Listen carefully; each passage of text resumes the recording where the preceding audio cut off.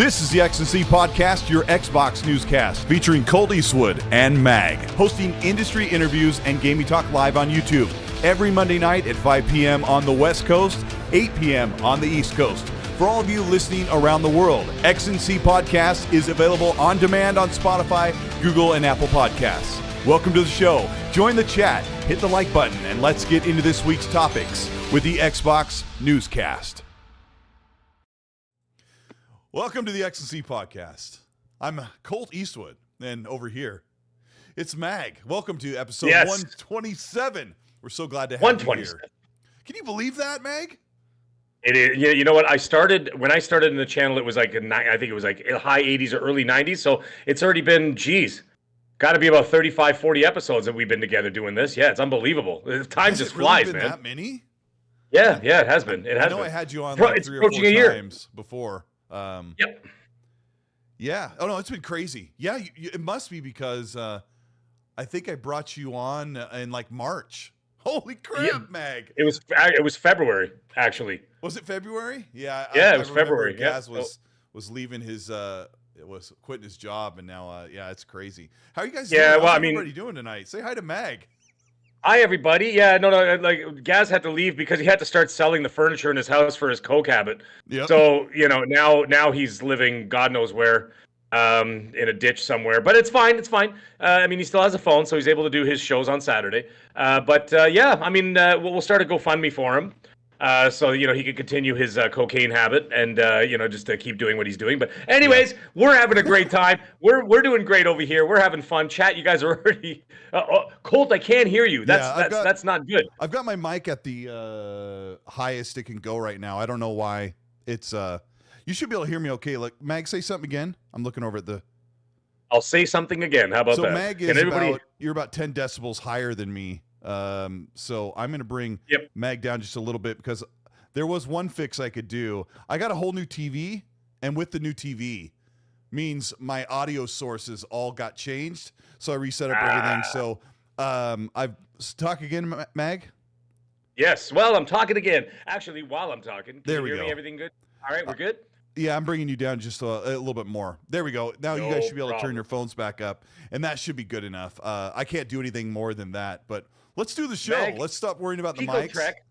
Oh, no, we're going to worry about it. Pico Trek, Mag has the best mic in the business, if you must know. He's like, Mag needs a new mic. No, I don't. You need a new attitude, sir. Anyhow, let me tell you something. I got two things I want to say right off the bat before we even get started.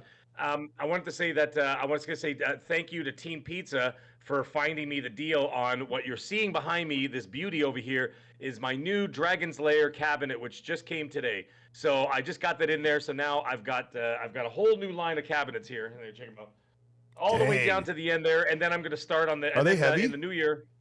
They're very heavy. I'm going to start on the opposite wall. The TV that's behind me is going to move out of there, and then I'm going to install that on the other side of the wall, and I'm going to start snaking cabinets around the other side of the room. It's going to be awesome. So I'm going to keep growing that. So I wanted to thank Team Pizza for that. Also, and I was going to say it because I wasn't going to miss it. Emperor Chris, I know you're in the chat there. Happy birthday from Colt and I, and from everybody in the chat. We're hoping you're having a wonderful weekend. You had a wonderful weekend. And everything is great. Happy birthday to you, Emperor Chris. I told you I'd shout you out. Turn it up with Teddy. Let me tell you something. He goes, Meg is louder than most Canadians. That is absolute nonsense. Because when lumberjacks are up on the tree, when a lumberjack's up in the tree cutting trees down, they got to scream for a beer. They're calling pretty loud. Okay, so that's how it goes. Anyways, Colt, I love that you remembered his birthday. And that was like 2 or 3 days ago when he tweeted to us, and you said, I'm going to give you a shout out, and you held true to your word.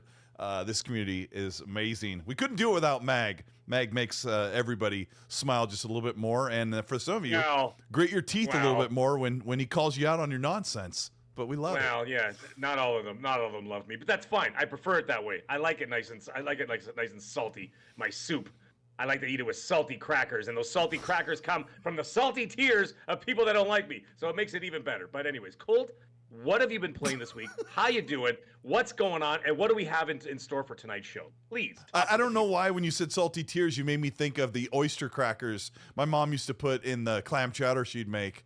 And my mom's a great cook, but clam chowder ain't her thing. And it's basically like a milk soup with chewy bits of clam from the can, and not a good way to spend your winter. But you just load it up with those oyster crackers. You're like, but yeah, salty gaming indeed. Love that. Love it. I love people that are upset at this time. You know, they're like, it's winter time and the games suck and everything sucks and Mag sucks and blah, blah, blah, blah. And Colteastwood's a liar and I'm going to put up pictures of him with Pinocchio noses and all this other. Every time, right? And I'm going to screenshot something he said from 1996 and then from his yearbook when he was in high school. And then I'm going to bring it back. You know, it's just shut up. Yeah. Anyways, Colt. Tell the people how you're doing and what you've been playing this week. Yeah, that's what you asked me. Yeah, you asked me what I've been playing. So that's been kind of weird. I've been bouncing around on stuff because I haven't quite settled into like my comfortable game because I'm waiting for Avatar, because I just feel like Avatar, I'm going to be able to lay back on the couch and just, I don't know, take out the RDA. I'm looking forward to that. But I've been playing Mass Effect, and today I loaded up Gears 5 and played Horde mode. I reinstalled the game, and my gosh, does that game look fantastic. We're going to get into that later on because there's a little bit of Gears whispers going on. We'll talk about that later in the show. But yeah, I've just been playing around on Starfield, Mass Effect, and a little bit of Gears. So kind of the sci-fi thing. What about you? Interesting. Very interesting choices of games. I actually, okay, I got a little story to tell you. So I got the platinum on Spider-Man 2. I'm done with it. And I can tell you this, okay? For anybody who ever says whatever they want to say about me, listen close. Oh, boy. I am not looking forward to Spider-Man 3. And not for the reasons that people are going to think or whatever. Like, oh, it's because of this, that, and the other, because the way the story went. No. I just didn't find this game exciting. It just didn't do it for me. Mm-hmm. And I was really looking forward to it. And yeah, okay, the story didn't help. The story didn't help. It wasn't. And the politics, we talked about that last week. We're not going to talk about that again. However, it's just, I think it was just a gumbo of all those different things mixed into one, that when I was done, I was just like, okay, you know what? I'm almost done, like, all the districts. I'm just going to just begrudgingly go through it, get that platinum, get it out of the way, and just move on with my life. And as soon as I was done, I put the disc back, because I had the physical disc, right? So I put the disc back in the box. I put it at the front door of the house. And the first thing I did today when it opened, I went to GameStop and I traded it in. I got rid of it. My son got the platinum. Yeah. I got the platinum. And you know what, though? I got $55 for it for trading. What? So I traded. Yeah, man. $55 I got for it. So I traded it. Now, mind you, it's not American. So let's not. Yeah. How much is it brand new in Canadian? 80? 89.99. Wow, that's a really good trade-in for a mid-game. I'm just kidding. No, I'm just kidding. So I traded in that. Sorry, okay. I was go ahead. Were you gonna say? No, something? I wanted to piggyback and say, when we're just talking about the gameplay, I know what you mean. Like the wingsuit thing was cool, but then I was like, I did this for years in Just Cause, and I just didn't feel like it lended enough excitement. I don't know. I kind of feel the way you do. You know what? It's a good game though. It's good. Listen, like I said, technically it's a very sound game. I spent enough time in it to get the platinum, obviously. I enjoyed the combat, but you know what? Noof Nukem, shout out to him. He's in the chat right now. He just said, I don't want to swing around New York again. And I'm there too. So I know people are like, oh, there's going to be, I'm not going to get into spoilers, obviously. I'll keep that, I'll be respectable until, a certain amount of time passes, then we could talk about it. But it's just, I'm not looking forward to the third one. Yeah, right. And then I'm not looking forward to a third one. I don't want a spin-off. I'm not interested. I'm just not interested. I'm just like, you know what? I've had my fill.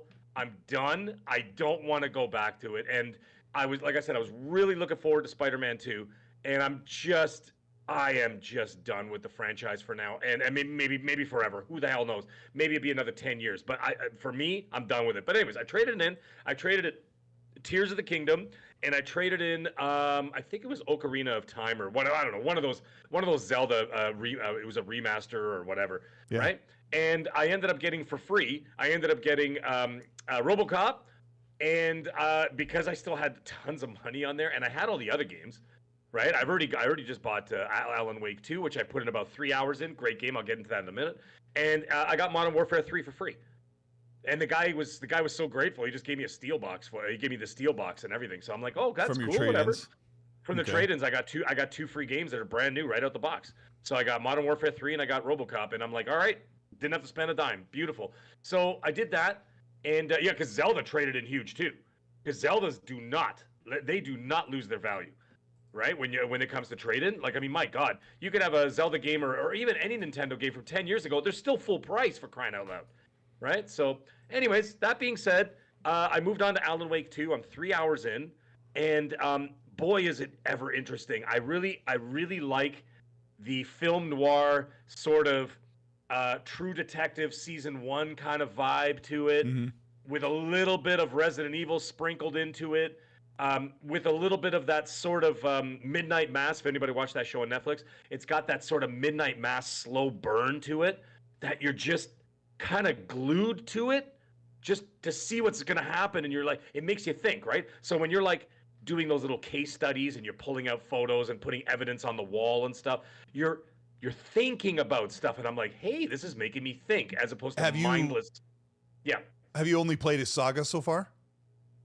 Yes, I've only played as Saga so far, the FBI agent. For anybody who didn't know, I really like that segment in the opening couple hours. Yeah, that's where I am. So I must be just wrapping up. I think I'm on like Act 2 or 3 or Chapter 2 or 3, something like that. So I'm about 3 hours in, and I'm enjoying the slow burn, and I'm enjoying sort of soaking it all in. And I feel like I'm like, this is the kind of game I could sit here for 3, 4, 5 hours and basically not blink, because I'm just completely enveloped into the story, right? So I could see why it's up there for Game of the Year. Haven't finished it, clearly. Yeah. I'll have a better idea when I'm done. But anyways, that's what I'm doing. Long story longer. I'm having a great time. So anyways, back to you, Colt. It's like you almost play as many games as you do trade them in at GameStop or whatever it was. Where'd you say you traded them in? At GameStop. Oh, okay, GameStop. I didn't know you Canadians had those up there.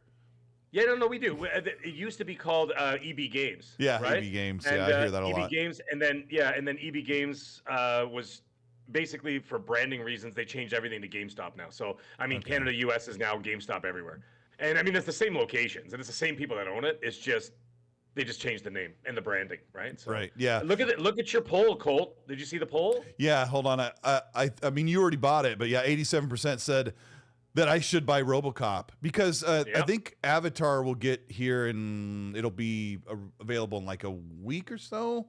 So I'm like, should I play RoboCop? Because lately I've been turning on the Xbox and I spin my wheels on Starfield and stuff like that and playing through Mass Effect for the 90th time. And I'm like, I kind of need that new hotness to hold me over. And I know the rest of you guys are probably really super busy in the chat, and like Mag is playing this stuff that's been coming out this past month. And unfortunately, just some of the stuff just hasn't done it for me. It's been really weird. Yeah. Fair enough. It just happens sometimes. Hey, you know what? Capono 5150 in the chat, he says Mag likes the game that holds his hand. You know what? I got somewhere you can put your hands. Carry on, Colt. Alan Wake does not hold your hand. Like, you have to be paying attention. I want to give a shout out to our channel sponsor, Pushing Polygons. I've been talking to him. He's been putting out content. Check out his channel. He covers retro games. He covers current games. He covers hardware, custom consoles, and a bunch of other stuff. And we've been working on his channel, and he's been having a pretty good time. Big smile on his face while he creates content, which is super, super important. We've got a lot to talk about today. We're going to talk about the Game of the Year awards, which will debut the day after next week's show, but there's been some news that came up from Jeff Keighley, which we're going to cover. And we're also going to talk about, let's see, I'll take a look. We're going to talk about what Xbox has to reveal possibly at the Game Awards, which will be like, oh, boycott the Game Awards, but I want to see them reveal something. We're going to talk a little bit about some other games that are coming, superhero games. And then we'll dive at the very end a little bit about this Xbox tax, which we talked about last week, but it's really heated up lately. We're going to cover it in a different way.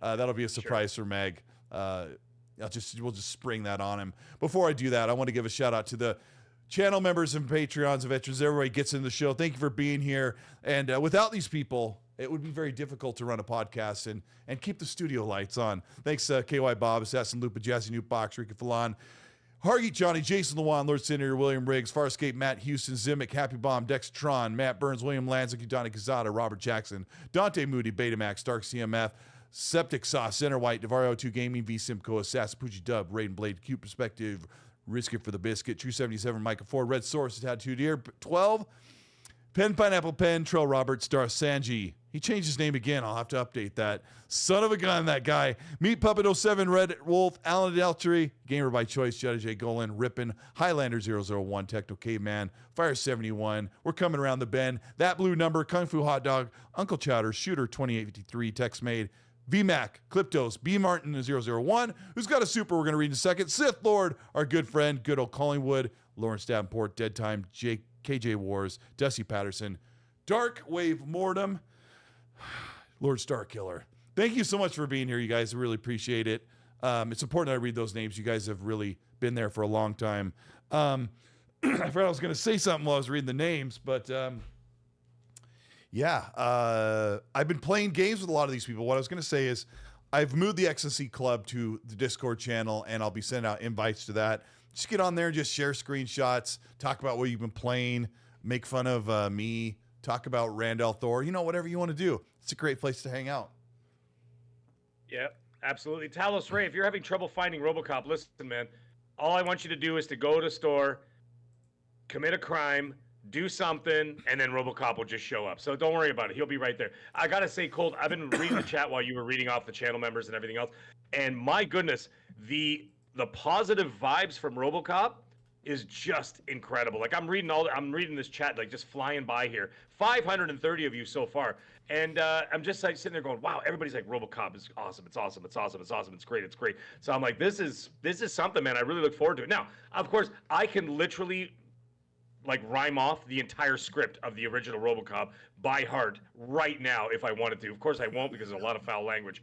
But can you fly, Bobby? Anyways, I know every line from that damn movie. I've watched it hundreds of times. So I really look forward to the game because apparently there's a lot of love letters and a lot of Easter eggs thrown in there for like super, super hardcore RoboCop fans. So really looking forward to it. Thank you, Chad, for the feedback. It's awesome. Cole, I think I'm gonna show, buddy.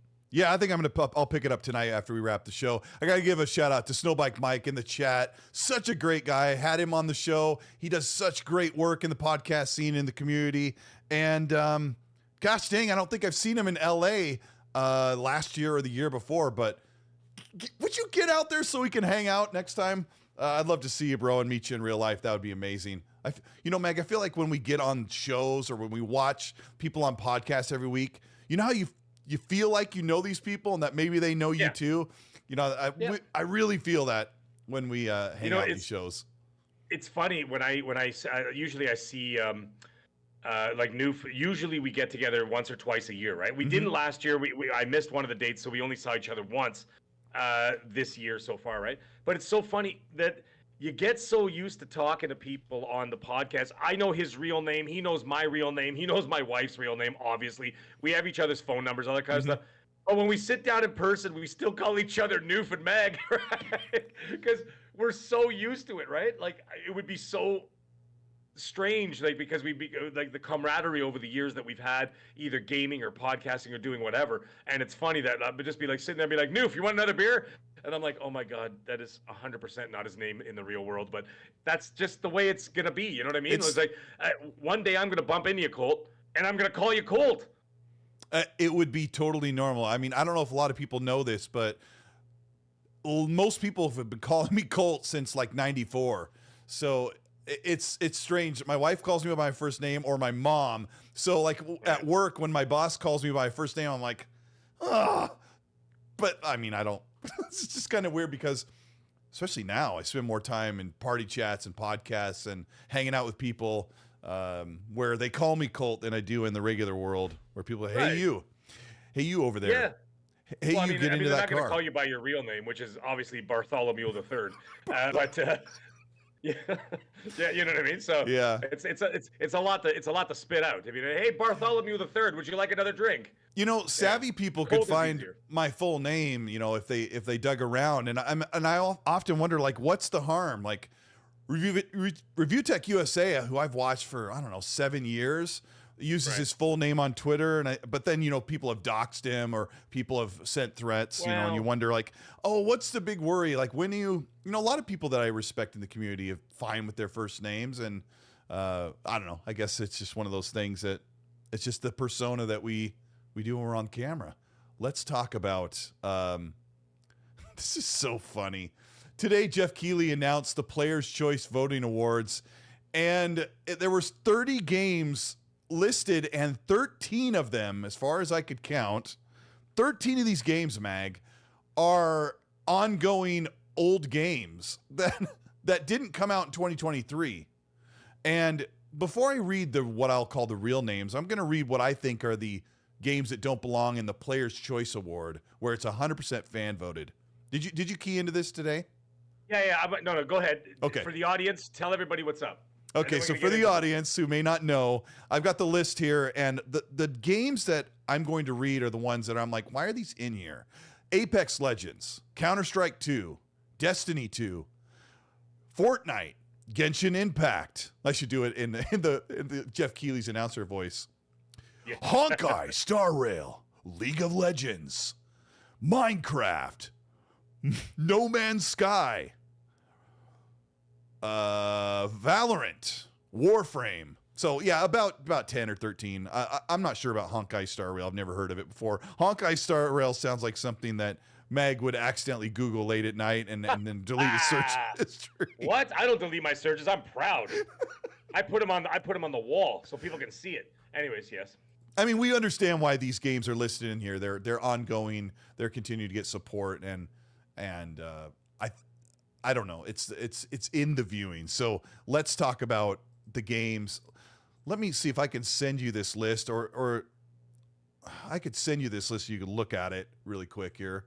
I'm going to send this list to Mag so he can look at it while we're talking. There he is. Okay, it's now in your DM and Twitter. Yep. Gotcha. We'll kind of go through these. I'm going to start with the beginning. You obviously have Alan Wake 2. Right. No dispute right there, right? For Players' Choice Award. Armored Core 6. That was one a lot of people talked about, saying that it was that was one that a lot of people said that should have been there. But hey, are we talking about for Game of the Year here? Specifically, or are we talking about specifically the Players' Choice Award? The Players' Choice Award, which I think is the Players' Choice Award game for the year 2023. So I think it's essentially the Players' Choice Game of the Year Award by Players' Choice, by the choice of the player. Chat, help me out if you've read more into this than I did, but I think R.L. Stein says it's pronounced Honky Star Rail, and it may be. And I'm one of the best honkies around, and I can say that. Yeah. The inconvenient truth, non-biased. That is the biggest load of crap I've ever seen anybody put on. I'm not even going to read it. Nonsense. Is it nonsense? I'm going to close this poll about RoboCop. He said, you know what? Fine. I'll give him his 15 seconds of fame. Yeah, do it. Mag is the guy who thinks just because he doesn't like a game, that means game isn't a good game. Jesus, I guess English is not your first language. Even thought tons of people love it. That's the weird. You're the complete opposite of that. What the hell are you talking about? I don't care what people like. If you like something, go ahead. Hey, you know, I've always said that. You know what I said on Fonz's show yesterday, Mag? Yeah. By the way, I've got Mag on a monitor over here, so I'll stop interrupting him so I can see his mouth moving. So if I look over here, I'm like, okay. I told people on Fonz's show yesterday that I thought Grounded was a better game than God of War Ragnarok, and he's like, cool! But I'm like, no, I mean, for me, it was a better game. But anyway, hey man, love what you love. I've always been like that. I'm like, if you love it, God bless. Go ahead, enjoy, man. Enjoy whatever you want. I don't care what you play on. So speaking of a game you've never played. Yeah, go ahead. Yeah. Speaking of a game you've never played, Armored Core 6? Like, is that going to get very many votes among 30? You know, I gotta say, I would imagine that the PC community, which is the one who've been very vocal about Armored Core 6, they were really into it. Really big crowds for this game. It was it's something else. But hey, I'm not gonna play it. It's just not my cup of tea. So I'm just like, okay, well, whatever, man. If it's great, go for it. I'd be interested to see how many people get on it. But the thing is, from what my understanding is, that game specifically, if it didn't sell incredibly well, regardless of how many people really enjoyed the game who actually purchased the game, then it's not going to gain any ground if a lot of people didn't purchase it or play it. right? But what I do understand, I'm not saying it's a bad game. Obviously, I've never played it. I can't make that decision. But from the people that I heard have played it, they have 100%. Every one of them have said it is definitely a game of the year. Yeah, it's definitely a game of the year contender. However, with a year like this, there are a lot of game of the year contenders that just don't make the cut when it came to the actual official awards because you just can't. It's just one of those years.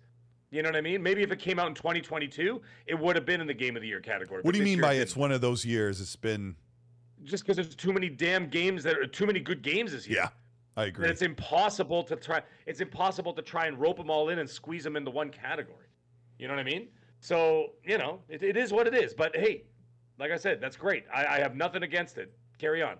All right. Well, I will then. The next player's choice nominee is Hargeet Shawnee's favorite, Baldur's Gate 3. Well, there you go.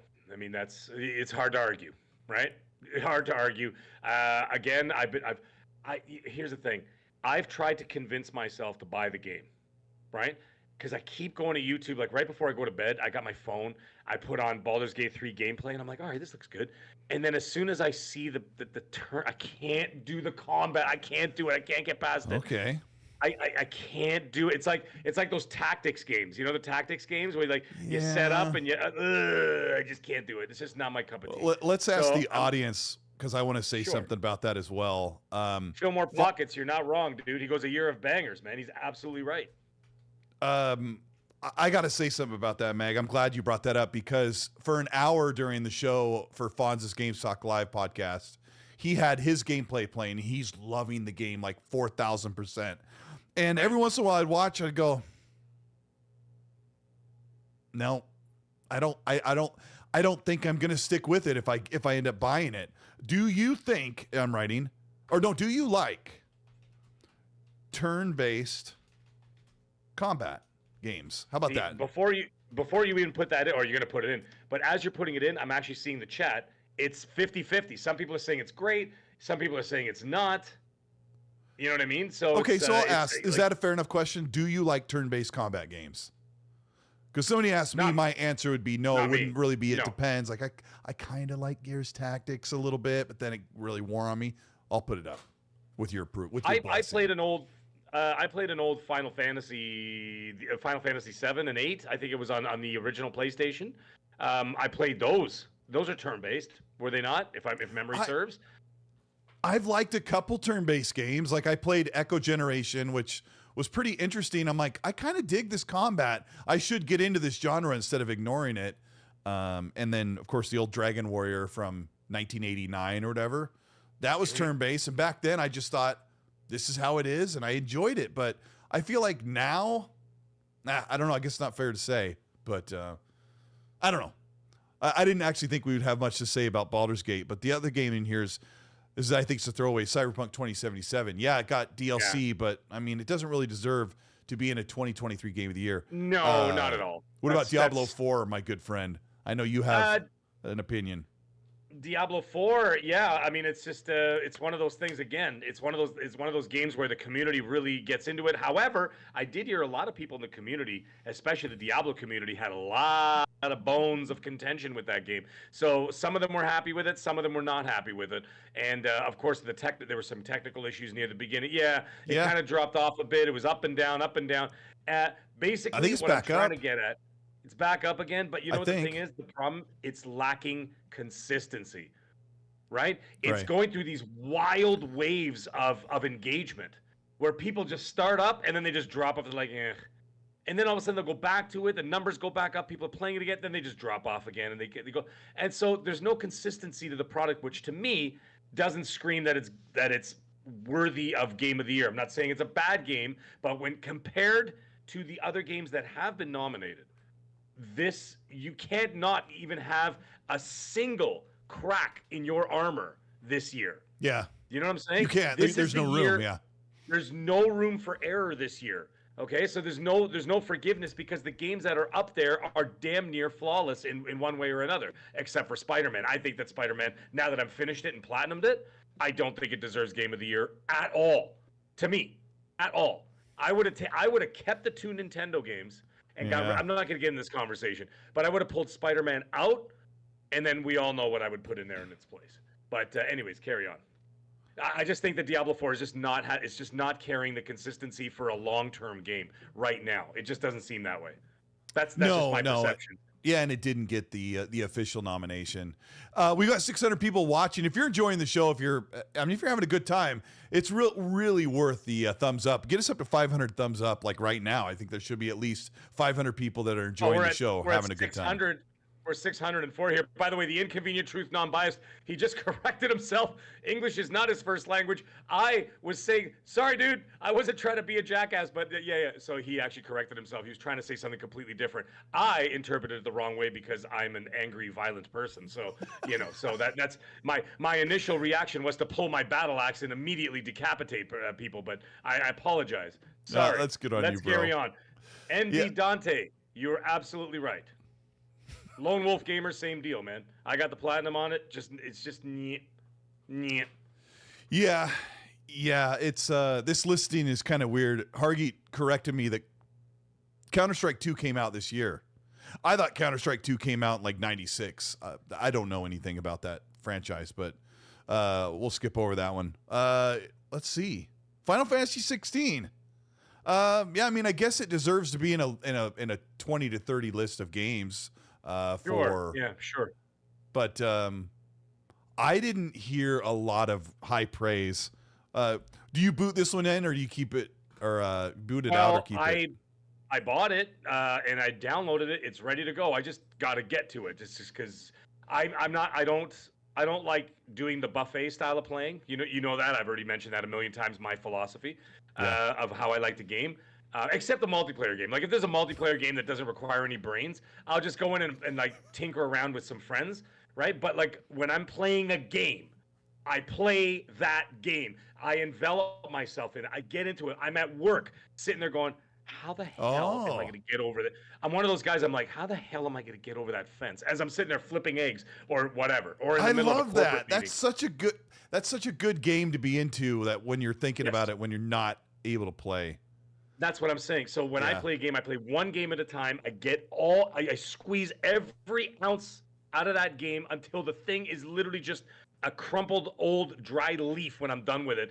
And then I move on to the next game. Like I said, except for like a Call of Duty, because that doesn't require any brains. I just go in there and I just fart around with some friends, talk some smack, say some, horrible things to each other. And then you move on with your life.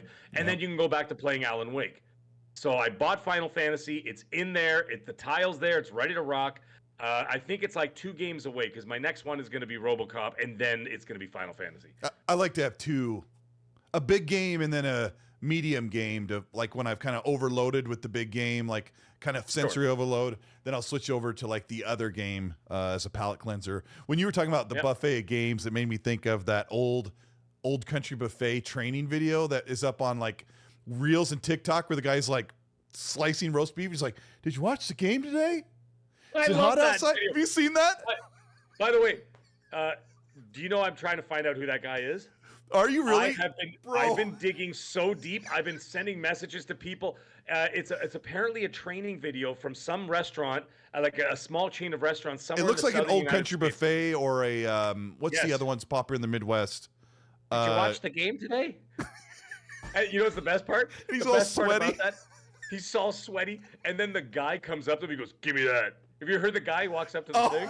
He goes, "Did you try the lasagna? It's my favorite. Give me that." I'm like, who talks like that? Can you imagine going to the buffet and you go to the carving station? The guy's like, "Hi, sir. Is it still hot outside? Give me that." He's got like the blonde, like late or early 90s mullet thing going on, and he's like so awkward, and he's all sweaty, and he's got that red heat lamp there by his wrist burning his thumbprints off of his hand, and he's slicing that roast beef. "Did you try the lasagna? It's my favorite." It's so awkward, and the people will like caption it like me when I get out of COVID and start dating again, I love that. God. It reminds me of like the first Airplane movie. It's like, have you tried the lasagna? It's my favorite. You ever seen a grown man naked? Just like the most random questions. He's like cutting the roast beef. You ever been in a Turkish prison? Yeah. Kyle Ko. How many New Game Plus did you do for Starfield? 0. I can tell you that right now. An absolute 0. Boba Fett gave me, by the way, a glistening mullet. Absolutely 100%. That Yeah. guy had a glistening mullet. Absolutely love. Anyway, I love that guy. I mean, I've been trying to find out what he's doing now because I keep sending people messages who post them. I'm like, I Well, know you is have he the an clip. employee that they used for the? They usually do these internal training things, or do you think he's like, Yes. or he was like in a casting call or something? I know. Well, I know. feel bad, chat. You know what we're talking about? We're talking about the dude that's doing the did you try lasagna? I don't know. It's been going around. Phase 2 bikini. Golden Is this Corral. Phase 23 Yeah. bikini? I think that's that. Yeah, Golden Corral. Phase 23 bikini. Mag, did you feel the same way about the Arkham series? No. And the thing is, Arkham just has had a different feel to it. And it just, I could have played 9 Arkham games. Yeah, Arkham's gritty. It's brooding. It's brutal. It's dark. It's the stories were amazing. They were so captivating. This was, I don't want to get into it again because people get all worked up in their feelings about it and whatever. But I can tell you with absolute certainty that this game, the politics in this game were so distracting. And it's not Miles Morales, by the way, just in case anybody is that shallow. In fact, I preferred to play Miles Morales over. Everybody over prefers Miles. Yeah, as opposed to Peter Simp Parker in this game. And sorry. I'm sorry. Did you try the He's like, lasagna? It's my favorite. Yeah, like it should have been Peter Parker carving the roast. He's You know what I cooking. mean? He's cooking lasagna for Mary Jane. Like, you've had a hard day. Is it still hot outside? Yeah, unbelievable. Yeah, exactly. And oh my God, it was so distracting to the point where it was getting agitating. And I'm like, listen, I understand. You guys are a bunch of activists. We get it. But you don't have to take a colossal sized fist and shove it down my throat every 45 seconds. You should have heard the Peter Parker thing about the guns. Oh my God. I did hear it. It was like in my opening 3 hours of the game. He's like, maybe we should start a club, a peace club. I can't remember what he said. I was going. Oh, and he's like, there should be legislation against gun ownership in the United States. And I'm going, is this actually happening? My wife is sitting there going, she sticks her head in the room and she goes, what is he saying? It's so and I'm going, pitiful. Honey, this is I'm like, this is the most ridiculous thing I've ever heard. But I go, keep listening. And he's talking and I'm just going, oh my God, please stop. I'll tell you what a real man does. A real man, while they're stealing all those AR-15s out of the back of a gun club, a real man says, I'm keeping one of these, and the rest go back to the store, and you guys are all going to jail. That's what a real man does. No. But yeah, Peter Parker's like, did you try lasagna? Maybe we should start a lasagna club instead of a gun club. I mean, that was the least of the problems of that game. You know, I got a really cool Batman conspiracy theory I heard the other day. Ooh, what's that? The conspiracy is Bruce Wayne has been in the Arkham Asylum since he became an adult from PTSD from when his parents got murdered. Oh, yes. Have you heard this? I've Joker is like, Joker is the doctor that is helping him. The therapist is Harley Quinn, and he's conjured up all these, and he thinks he's out in Gotham saving the world, but he's really stuck in this asylum, creating these characters and making them his villains in his mind because he's losing it in the asylum and he's not really a hero. It's like, oh my gosh, make another Batman game. That would be so cool. That'd be wild. Did you try lasagna? Yeah. I thought you were gonna say the conspiracy thing. You said Bruce Wayne. I was gonna be like, is a woman, but that would have fit right in line too. But we'll leave Insomniac to write that story. No, but anyways, like when you're talking about Arkham Asylum, like the first game, there's that mission where it just turns on its head where Batman is small and the Scarecrow is huge and he's trying to grab you and you have to stay out of his sight. And he keeps hallucinating these things from his trauma and just so well done. Those games are so great. And the reason why I brought up Batman is I was playing Batman Arkham Knight on PC yesterday and I was looking at how amazing that game looks and with the rain and the mood and then you play Spider-Man and it's like, and there's the sun and there's the leaves and there's the nice clean garbage cans. And yeah, I mean, it's not the same. They shouldn't be compared. Fight, by the way, Spider-Man 2, there was a great fight of Miles Morales and what the hell is his name? And Mysterio. That was dope. That was cool. Played that. That was pretty cool. And you know what? It actually gave me, the only reason why I brought that up is because you brought up the Scarecrow thing. Mm-hmm. And it was the same idea where you see the gigantic Mysterio kind of looking in like from the sky, and he had a skull face and whatever else, and Miles is doing his thing. That was really dope. So the Miles Morales Mysterio thing was really good. I enjoyed that. That was my favorite part of the game. It was very, very cool. I think that might have been my favorite too. Like, but the rest. Anyway, let's not talk about it. Go on to the next game, please, before I get angry. Okay. Hi-Fi Rush. Nothing to say. Great game. It'll get some votes. Here we are. Hogwarts Legacy. Will Hogwarts Legacy make a comeback since the panel refused to face the music? Okay. What do you have to say? I can tell you with absolute certainty that I will throw a party of epic proportion. Online, obviously, because, none of us live close to each other. We're going to do this online. We're going to have a jam to end all jams if Hogwarts Legacy wins the player's choice. Let me look at this camera for a second. I very rarely look at you right in the face, chat. I love it. Okay? I talk smack to you guys and whatever. We have some fun. We make some jokes. We do whatever. Okay? But I'm telling you, I need everybody to vote for Hogwarts Legacy. I need this game to win.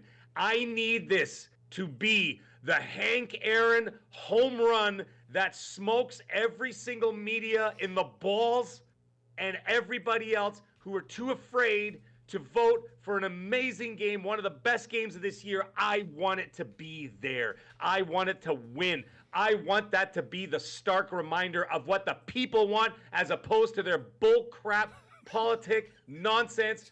What I was about to say a whole lot of swear words, but I'm not. What's his name there? Alex there. I'm not gonna do it. I'm not gonna do it. I need that to happen, and you know why? I want them to know. They know because they know deep down inside. Because when they put their heads on their pillows at night, they know that what they did is wrong. They know that those developers who put hundreds of thousands of hours into that game, they deserve to be there. For Christ's sake, the game is up for a Grammy Award for Best Soundtrack. They know. And I want the people to tell them that they are wrong. And I want them to tell them to their goddamn faces that they are wrong. I want that game to win. So please, I don't ask you guys for much, but I'm asking you to please vote for that game. Thank you very much. This message brought to you by Stouffer's Lasagna. Yeah, I think it's are you out of your mind? He goes, I'm not doing it, Mag, and screw Toblerone too. Dude, you listen, I need you to leave the chat, but hit the like button on your way out though. Hit the like button and then you need to leave and then come back next week, but change your name to like the Sousa 69 or something. So you need to leave. I don't know you. You need to leave. Anyways, I don't know, need you guys Meg. do whatever you want. I can't imagine. So there's 30 games in this list, and let's say 4 games are probably going to be fighting for the number 1 spot. Those 4 games are probably Spider-Man 2, Alan Wake 2, maybe Starfield, maybe Tears of the Kingdom, and maybe looking at the list. Are you looking at the list? Like, what are the top 4 games on this list that you think will the players around the world will? Baldur's Gate. Baldur's Gate. I think Baldur's Gate, Spider-Man, Alan Wake 2, and Hogwarts. Those are the only ones that I can see that. Do you think there's going to be a fight? Do you think there's going to be a fight for Starfield? That's 5, though. Do you think it's funny because Halo Infinite won Player's Choice in 2021, but did not win Game of the Year, which I thought was really shocking. But Halo Infinite was a good game. I liked it. I thought it was a good game. I enjoyed it. Abdel says, read Abdel's chat. Where the hell is this? People get canceled for playing Hogwarts. Mag cancels people for not liking Hogwarts. Hey man, listen, I'm just farting around. Listen, like what you like, do what you want to do. But at the end of the day, how amazing. Now, listen, I don't care what your politics are. I don't care where you lean, left, right, up, down, diagonal, wherever you want to lean. Go right ahead. But how funny would it be? And this is what I'm getting at. How funny, how much of a slap in the face would it be that Keeley has to stand up there, and Keeley's got to stand up there and grit his little teeth and go, and the Player's Choice Award goes to, have you had the lasagna today? Is Hogwarts Legacy, and then he has to squeeze it out. Have you had your lasagna today? Exactly. He's gonna have to squeeze out the words Hogwarts Legacy like he hasn't pooped in 3 days. Okay. Which leading up to that show is probably a reality. Meg, dude, I can't wait. I am begging the gods of every religion on earth to come together as one and make sure that Hogwarts Legacy wins, so I can look at his face and sit there like this as he has to read out Hogwarts Legacy that didn't even get one nomination. You little scumbags. Carry on, Colt. Okay, I have to be slightly rude. Everybody knows that I really like Jeff Keighley, and I've met him a couple times. Let me start with this. Jeff Keighley provides us a fantastic platform for reveals twice a year. He's kept E3 alive and someplace for E3 to be. And I've been watching him since 2007. So I've always thought, thank goodness we have somebody like that who stepped up to the plate and done this. Okay. Yep. But in 2019, when he revealed the Xbox Series X and Hellblade, when he gave that mic over to Phil, and then his segue to the next thing was just like, wasn't that great? Like I watched it so many times and I'm like, how can you not just because he was pissed? Try to pretend. No, but he was pissed off though because he didn't know. According to him, he was briefed on it, but I also heard that he was sort of briefed on it, and I don't have any information. I heard that he wasn't given the full story. I heard they gave him a dummy announcement, but I don't know if that's true. So what happened? What I heard what happened as well is that when they did the rehearsal, because they have the rehearsals for everybody. Apparently, Phil said something completely different. Phil's like, so did you try the lasagna? Yeah, did you try the lasagna? Is it still hot out there? Did he do? Did you watch the game today? Keighley's like, great, that's great, perfect, Phil, thank you so much. And all of a sudden, he reveals a Series X instead. That is what I did hear happened. Whether that's true or not, I don't know. But those sources are pretty damn good. They were in the theater. So, I mean, before the show. So, I mean, I don't know. But anyway, the point is that I'm not going to go into further detail. I'm just saying that's what I heard what happened. And that, hey, that's not uncommon. It's not uncommon. Like, for example, when they film movies, they film different, they have different dialogue in the actual, when they're on set filming, and then they edit dialogue in afterwards that actually has like the twist or the, you know what I mean? Or the reveal or the big spoiler, like Empire Strikes Back. They did the same, they did the whole thing where, like, what's his name? David Prowse in the Vader suit said to Luke, Vader, I killed your father. Right? And then, Luke said, not possible. And then they went back and then they re-recorded it and then they edited it in before. And the only people that knew were Mark Hamill and George Lucas, were the only people that knew that what he actually said was, no, I am your father. Oh, by the way, he never said Luke. He never says, Luke, I'm your father. He says, no, I am your father. And so they did that afterwards. So anyways, it's not uncommon for them to do that. So when I heard that Phil did that, I'm like, yeah, that sounds about right. When you have a major major news story that's going to be extremely sensitive, that makes sense. Yeah, they had to be really super careful for that reveal. Apparently he was stunned. Everybody was stunned. All we knew was that there was going to be a big announcement. Aaron Greenberg says Xbox fans will want to watch the Game Awards tonight back in 2019, and then I thought about that. Let me read a couple supers here, Mag. We got B Martin 001 with a Canadian 10. Says, Colt, Mag, I just want to say you guys are amazing, and X&C is the best podcast. That's a lie from heck, but thank you so much for that. No, it's true. It's absolutely true. Carry on. We may not be the most informative, but we try to be the most entertaining. Sith Lord with the $2 says, hi, Colt and Daddy Mag. Love the new look of the show. Thank you so much. Thank you so much. Also got a new camera. It's like second week with the new camera. So, yeah. Web Dave. Good old Web Dave. Thank you for the 5. He says, Colt, Mag, happy holidays. Does Xbox have to make big impression at the Game Awards with game reveals and Game Pass announcements? And he says, hey, chat, hit the like button. Yes, please do hit the like button. Yes, they do. Mag, yes. We do need to talk about what they're going to reveal. I'm going to get into that in a minute, okay? Assassin, who's been a channel member for 29 months, good friend in the XNC Podcast Club. He says, The trust between the Xbox community and the gaming media is at an all-time low, especially due to the Xbox tax. Is there any way of mending the gap? Yes, we're going to get into it, and it doesn't require anything that we have to do. I'll tell you that. All right, one more for Face 23, Brooklyn, New York, with a $20 super. He says, current votes for Game Award Player Choice Round 1 has Baldur. That's right, I forgot there's rounds. He says It has Baldur's Gate 3 winning, Spider-Man and Hogwarts Legacy. Cyberpunk and Final Fantasy did well in voting, and near the top, Starfield is currently number 17 out of 30, he says. Oof, so yikes. Okay, so that answers that question. Because you asked that question, I think Starfield's in there, and I was kind of like, I mean, there's a lot of reasons why Starfield will be where it's at, and I don't even think we're going to get into it in this show because I feel like we've done it every week since the game came out. Yeah, I know. Yeah, and so it's that's just regurgitated. Yeah. Charlie Hustle says Colt got that money from IGN and Destin. Destin got a lot of crap this week. I watched all of Destin. By the way, Destin, if you're listening to the show, I sent you a DM. You didn't even answer me. Crying out loud. I sent him one as well. He must be super busy. He's got a lot of family stuff going on this week. Whatever. Let's see. We got Marvel Spider-Man, Liza P.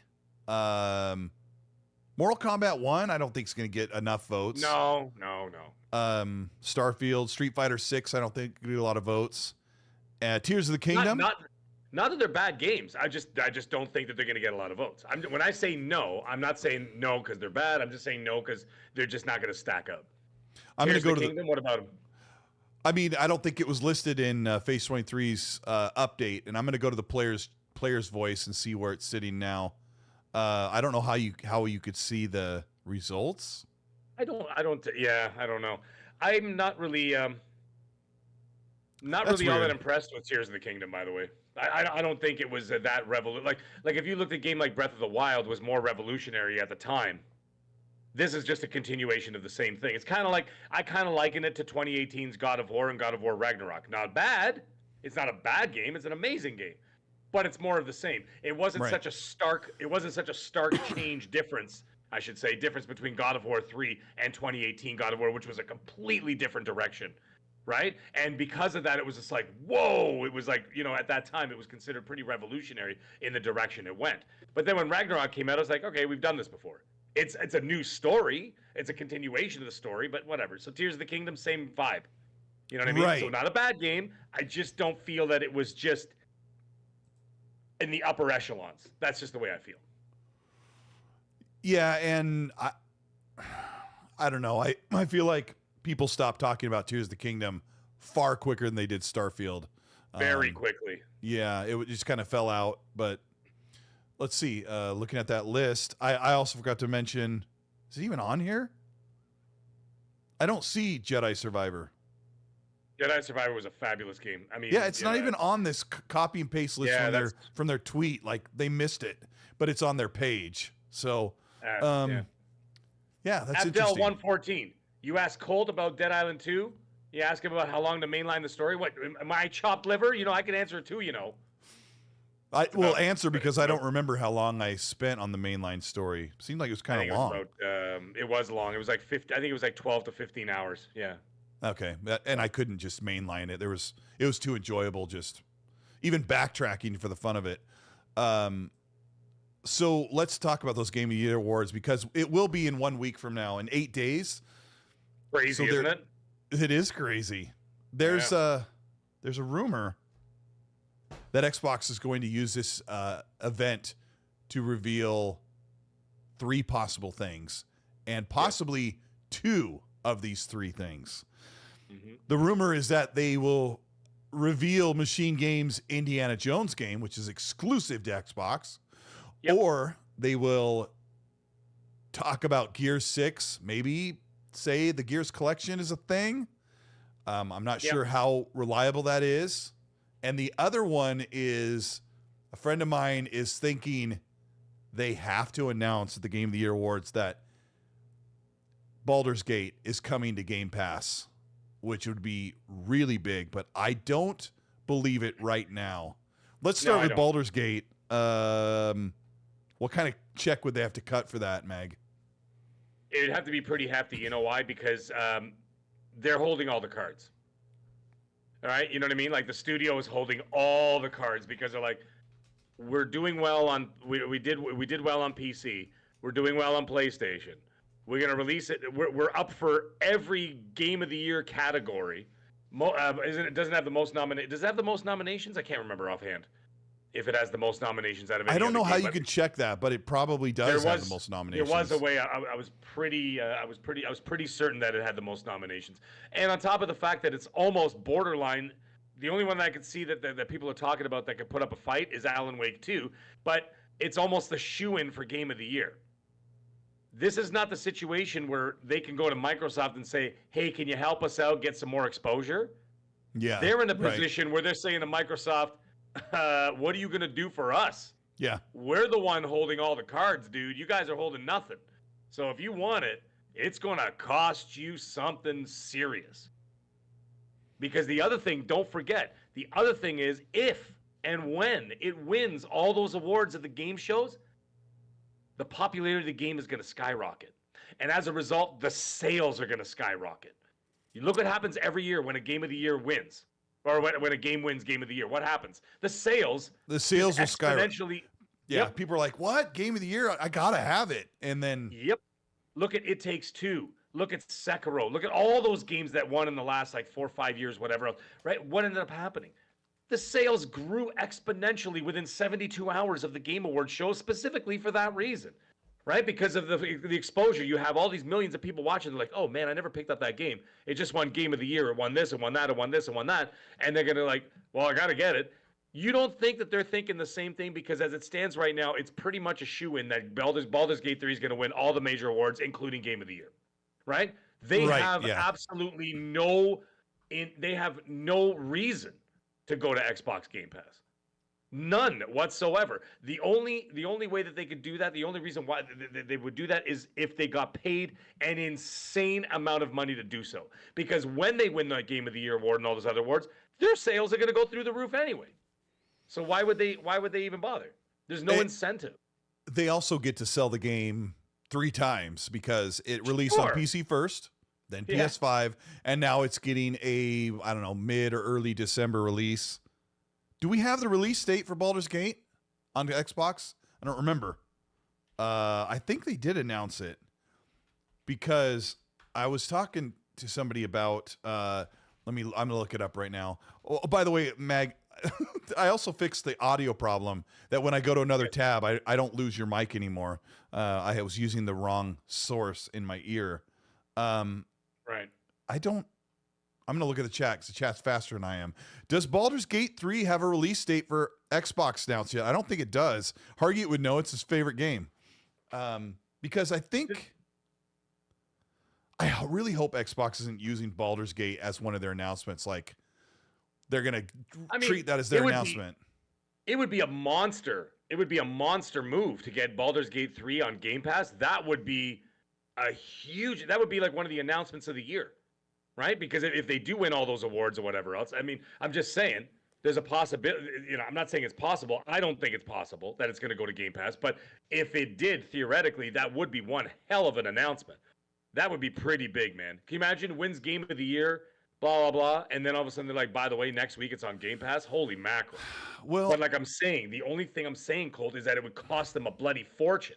It would. I agree. I don't care how many copies they sold. You know what I mean? Yeah, it would cost a lot of money, but you'd have a major boost of subscriptions to Game Pass. Sometimes there's a game that has a threshold of, do I want to pay for it or do I want to try it out? And trials and demos sometimes mean the game isn't good enough that they really got to rope you in and get you hooked on it. But bringing it into Game Pass would be big. And if Xbox has punched the numbers in and said, look, we got to pay them $2 million to bring it into Game Pass or whatever it would cost. I don't even know what those numbers look like. Honestly, I don't think anybody could have any idea. But you bring it into Game Pass, how many subscribers do you think will get boosted in the holiday season right before Christmas with Baldur's Gate and Game Pass? It could be well worth the money. It's just, it's a high price because Larian Studios is going to say, look, we're going to sell this thing anyway. It got high numbers. I'm assuming it did well on PlayStation. and it should get a boost when it hits Xbox. So, yeah, I don't know. KT to Goat says, no, man, Colts always got to find something to not be happy with, man. Forget the VGAs. They have their own shows. We'll support those. I know a lot of people are upset that that Xbox would announce something at the Video Game Awards. And you remember my little speech about how I like Jeff Keighley and what he's done? As an Xbox fan, you should be hoping that they have a presence to stand tall and say, we're Xbox. Here's our big game for the announcements, instead of hiding and waiting until a showcase in February or March. Like, you want those beats now. You want everybody talking about Xbox. You want those games being paraded around in front of the biggest audience possible. Meg, what is your feeling about the boycott the Game Awards because they didn't get any nominations? No, I mean, you have the freedom to do whatever you want. You watch the show or don't watch the show, but whatever. But the thing is, I pay pretty much no attention to any of that because, you know what, a lot of the people saying, like, I'm not going to watch it. They're all going to be there watching it. And you know why? Because they're all going to be there watching it because they want to see what trailers are coming out for what games are coming out. And just, you know what? You can be as smug as you want. Do whatever you want at the end of the day. I don't really care. The thing is, I never said I'm boycotting anything. I'm going to watch it. Yep. I may not watch the whole show because I might have it in the background because it's usually it's like 3.5 hours. Like, they really got to rope that in. Like, they really got to bring it down to a 2-hour show because it just drags on way too long. But anyways, that being the case, I think what they could do is that, like I said, a lot of people say that they're not going to watch it. They're all going to be watching it. They'll be watching it, yeah. They'll be watching it. Like, it's, you know, I'm not going to call people out and whatever. You could, like I said, at the end of the day, do whatever you want. But you know, people are going to watch it specifically for those things. And now, Xbox specifically, like you mentioned, the problem and the thing is, the reason why in a lot of those other countries and whatever else, never mind North America, actually, North America, Xbox and PlayStation are pretty close. Not like neck and neck. No, they're not neck and neck. PlayStation is still the market leader, no matter which way you look at it. Out of the two, excuse me, because, you know, Nintendo is always going to do the Nintendo thing, right? They always outsell everybody with cheaper, you know, hardware and whatever. Which is crazy when you don't need the Xbox console. Like, they don't require it, but it's funny in North America that way. Right. Yeah. But what they do need is what they do need, and this is something I've always stood firm about, is that they do need a pop culture phenomenon. They need something that actually can reverberate across the world to other countries, to Europe, especially Europe, considering you know what's going on over there with PlayStation and Xbox, and the gap that's widening over there. They need a pop culture kind of phenomenon. So what you would do, you have to do these things at these awards. They have to be done in front of tens of millions of people so that they all see it. Normies see it, hardcore see it, everybody see it from all walks of life all around the world. They will watch this thing. More people watch the Game Awards than the Academy Awards, right? And how could Xbox miss out on that? How can you miss out on that? Like, are you insane? You know what I mean? And what game will possibly be announced, Mag? Well, we have some strong suspicions about Indiana Jones, right? Yeah. You know, there's always been whispers. Well, which multi-plat? I mean, you know, there's like the biggest game ever might get announced. There's a really big game. Well, yeah. But that's not Xbox though. What? I know, but what is it? What's gonna get announced? Do you think? Yeah. Well, it's Foam Stars, obviously. Wasn't that coming?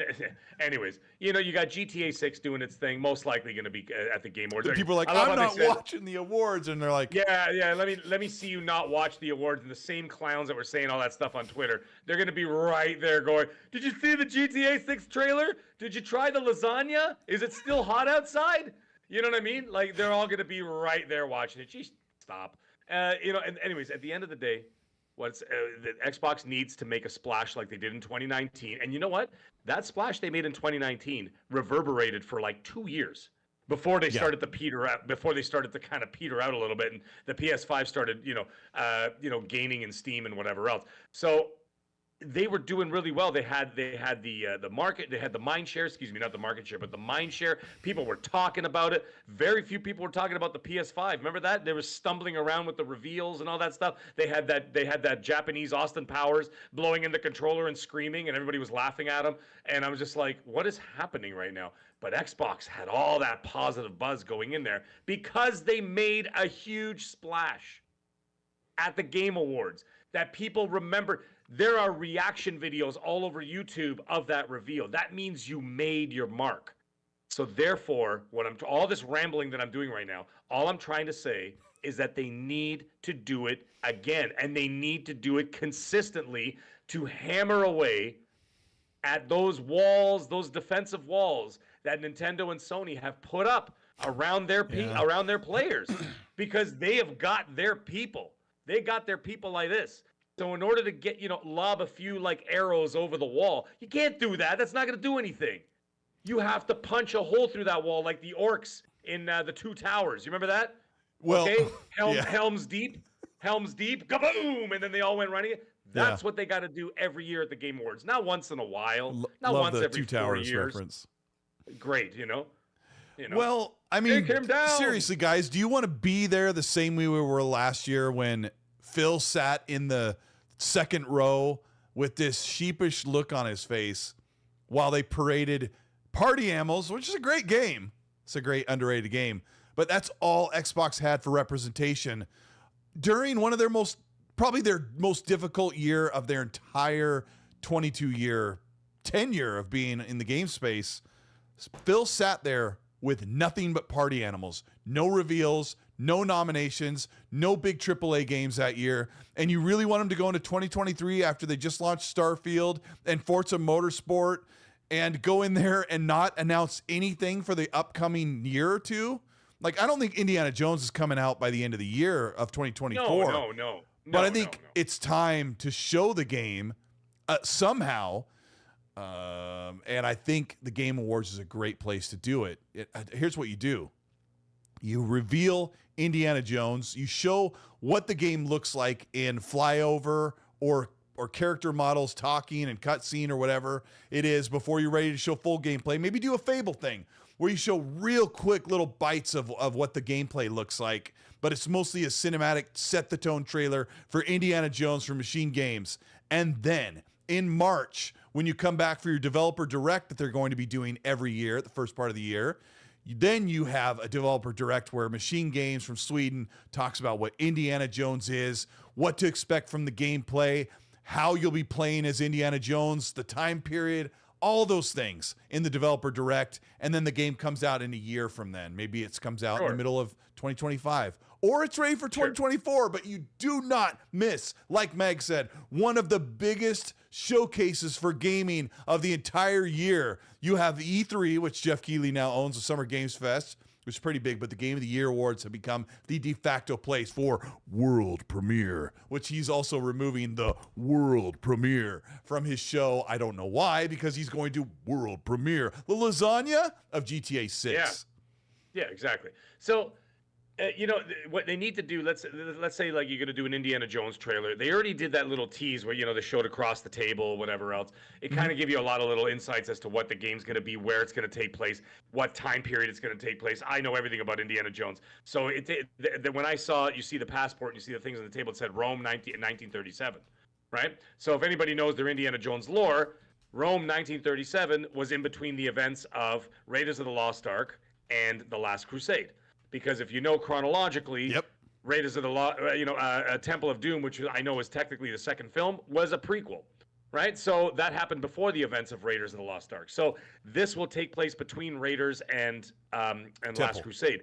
Oh, okay. No, it goes Temple, Raiders, the game, this game, and then Last Crusade. Wait a minute, right? No, Temple of Doom's the second one. Yeah, but it was a prequel. Oh my gosh, you're so much smarter than I am. It's a prequel. It takes place years before. My family and I went back and watched those in order of release, like a few years ago, and they hold up so well. Oh no, they're amazing. They look like they just came out. I mean, other than a couple. What did you say? But I want to make sure that we're on the same page because I claimed it's after Raiders. Yes. Yes. Okay, I've said that before. Yeah. And before Crusade. Okay. Awesome. So like Raiders happens first, then this game, the Xbox game, and then Last Crusade happens after that. So yeah, if you look at the years, question for you. Takes place in Italy, 1937, or at least part of it. Yes. Oh, okay. I didn't know that. You can eke out a little bit from that trailer. You're right. It does. It says Rome on that plane ticket. Rome, 1937. Yeah, which I was like, slowing it down, and it was like really low quality because it was a Twitter post. Are they going to recreate young Harrison Ford's likeness for the game, or is there going to be this is our version of Indiana Jones like they did in Guardians of the Galaxy 2 years ago? Well, here's the thing.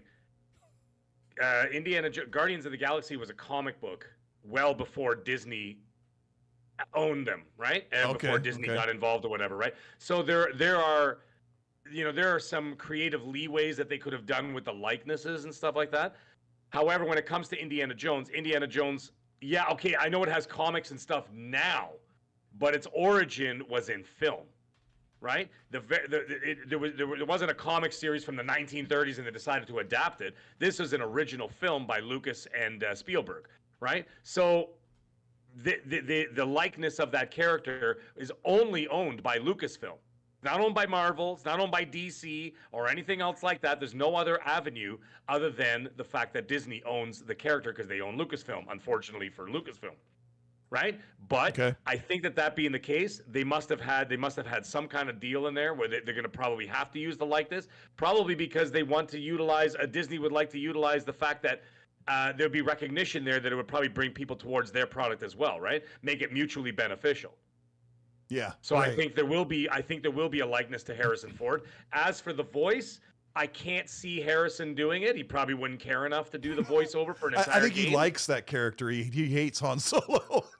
Yeah, he hates Han Solo. No, he doesn't hate Han Solo. He hates that he was never given the death he wanted. Because he was supposed to die in the second movie, and then he was promised he was going to die in the third, and then he didn't die in the third because he was going to sacrifice himself to save Han to save Luke, Leia, and Chewbacca and whatever. And that never happened either. And then he died like a bitch at the hands of his emo son that wore, with his sweater from the Gap there. What's his name there? Yeah, Kylo Ren. Kylo Ren. Yeah. I was trying to remember his real name. Sailor Mercury in the chat says you don't have to have a Harrison Ford voice, but it has to look like Harrison Ford. So, I mean, I think they don't need a voice. You just get a guy to grumble, Marion, we're just gonna go. You know what I mean? Like you can get him to do the thing, whatever. I could practically do it. You just be like, Marion, get off. Or we can have Young A do that it. Kind of stuff. Hargeet, can you stop making me laugh for crying out loud? We could have Young A do Harrison Ford's voice. That would go over really well. Have you tried the lasagna? Yeah. Hargeet, I'm not even gonna read that out loud, but you see what he's saying in there? He's trying to make me laugh. He tagged my name in there. I want to try to help out KT DeGoat, who's like not really super happy about. I think you're on the same page as me, Mag, where we want Xbox to use this opportunity at the Game Awards. Absolutely. He says Sony and Nintendo showed nothing last year.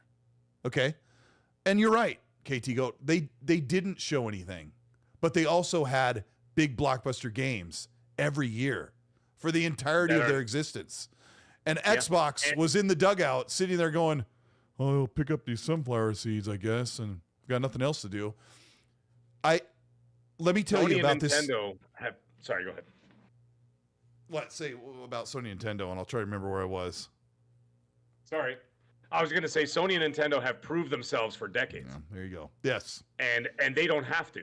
They do have to. Obviously, they keep their customers, but the thing is, they continue to do so. They continue to do so because every year at the end of the year, the game of the year, who's right there? Every single year. Nintendo and Sony. KT to go, Sony and Nintendo didn't show anything last year at the Game Awards because it's going to be a shocker. They didn't have anything to show. They didn't have anything to show. They might have something to show this year, but they might not have anything to show. But this is where it comes into that Xbox tax. You fold this into the Xbox tax. This is going to be tough to hear, but it's Xbox's job, not ours. It's Xbox's job to go above and beyond and push harder to get out in front of the crowd and stand up above, head and shoulders above the competition and say, this is Xbox.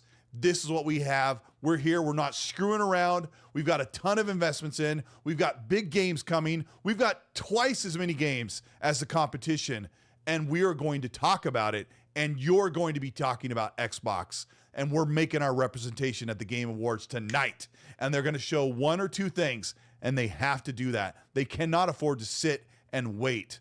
We'll get into that about the Xbox tax in a minute, but for those of you saying that they should boycott because they got snubbed. No, that's even more reason to stand up and say, look, we're here, mother effers, and we got games to show. We got stuff to talk. Excuse my language. I apologize about that. But I'm passionate about this stuff, right, Mag? We're passionate. Yeah. Let me go with some supers. Yeah. You guys are amazing. Thank you for being here. Hit the like button if you feel like you've been taught something in school, because we don't know what we're talking about either. But we got Grandpa's Barbecue Game Cat with the Australian 10. Thank you for being here early in the morning in Australia. We appreciate you guys on the Australian side of the world hanging out with the XNC podcast. He says, I understand why Baldur's Gate 3 isn't for everyone. It's definitely game of the year. If you watch the first 6 or 8 hours of different playthroughs, you'll see how differently everyone completes things. It's very much like a tabletop RPG. Yeah, and I've got a good friend, Fonz, who's like really into it. He loves every second of it, and I'm so happy that he's happy playing the game. Maxie Kelman says, with the ARS 20, PlayStation going bankrupt? WTF? This was a news piece that came out from a Japanese investor mag that said that he's hearing that PlayStation is having financial problems. They may even have to deal with bankruptcy. They're not getting what they want out of hardware sales and game sales. Hearing this, I just can't believe it. Don't ride the fence on me, Mag. Don't ride the fence. What's your first natural take on PlayStation's doomed? Absolute nonsense. Don't even waste your breath. Don't even waste your time. Someone sent it to me and they're like, hey, did you see this? And I'm like, yeah. I'm like, carry on. Like, carry on with your life, not carry on with the story. Carry on with your life. I'm sure. Just don't waste your time. It's so stupid.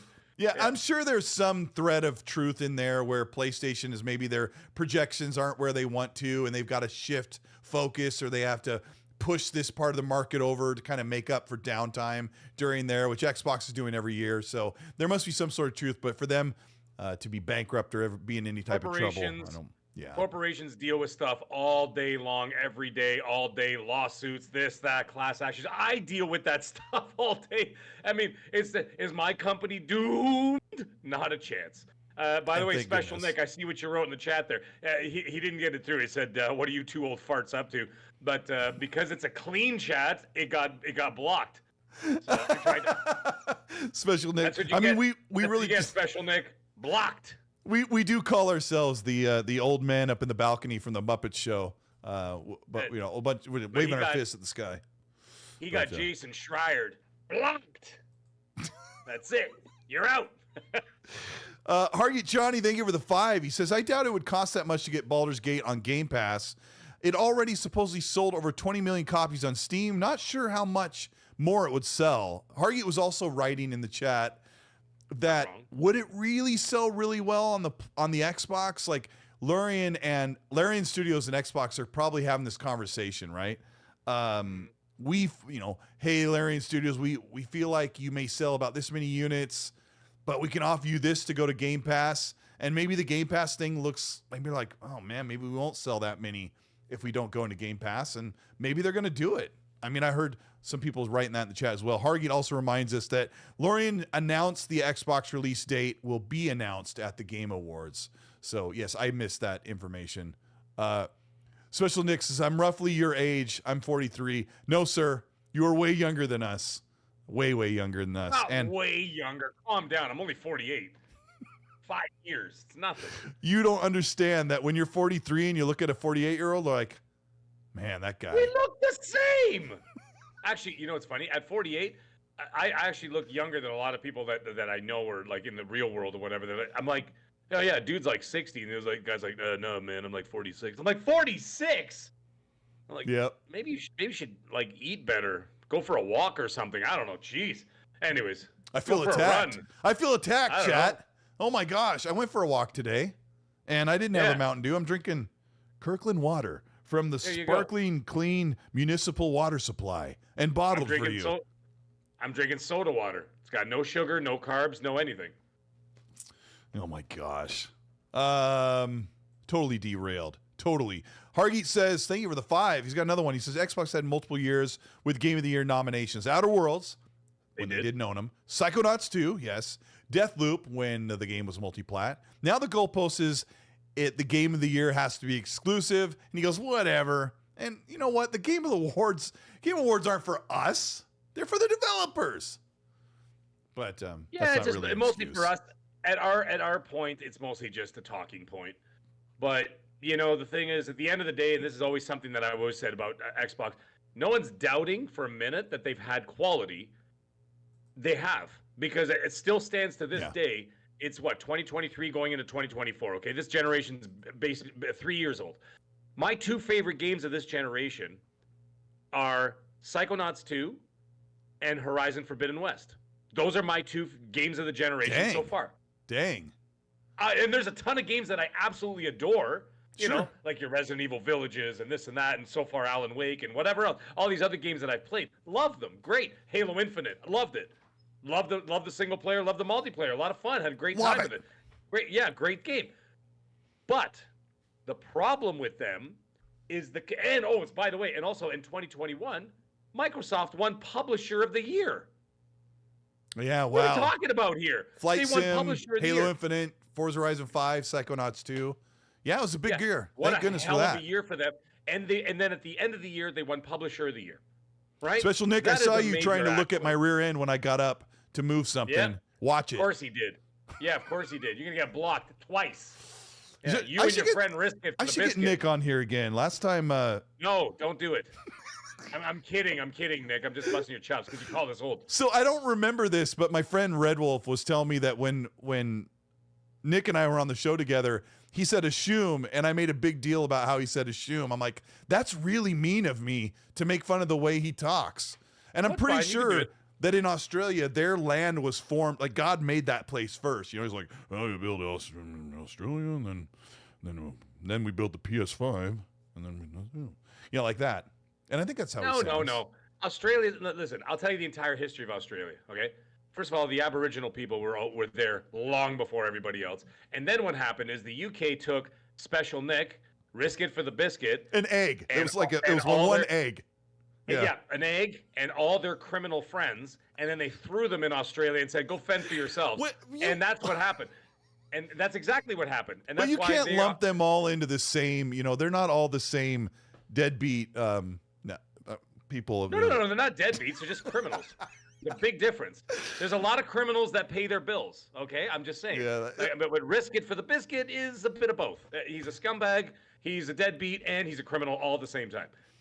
Yeah. Oh my And gosh! his beard If it wasn't for this platform, I would never be able to hang out and talk to people from Australia. That would have never ever been a possibility. It blows my mind, man. I love it. I love that we actually, all joking aside, I actually really enjoy the fact that we could talk to anybody in the world, and it blows. You know what I mean? It blows my mind. It's like it's funny because we forget the that time difference. Like I go to work 6 a.m. I'm at work sometimes 6:15 or whatever, right? And then all of a sudden I get like a DM like, "Good afternoon, Mag." I'm like, "What?" And I'm like, "Oh, right, okay, yeah." Yeah, he's like, From "It's where you Thursday," are. and you're like, "What?" Yeah. Yeah, I forgot. Especially we have to mention Special Nick is Greek, so Malacca. So yeah, he's Greek and he's Australian and he's an Xbox fan. Holy. That's 3 strikes that he has to deal And with a every criminal. day. Yeah, And a assumed. criminal. Red 4 Wolf says strikes. you assumed.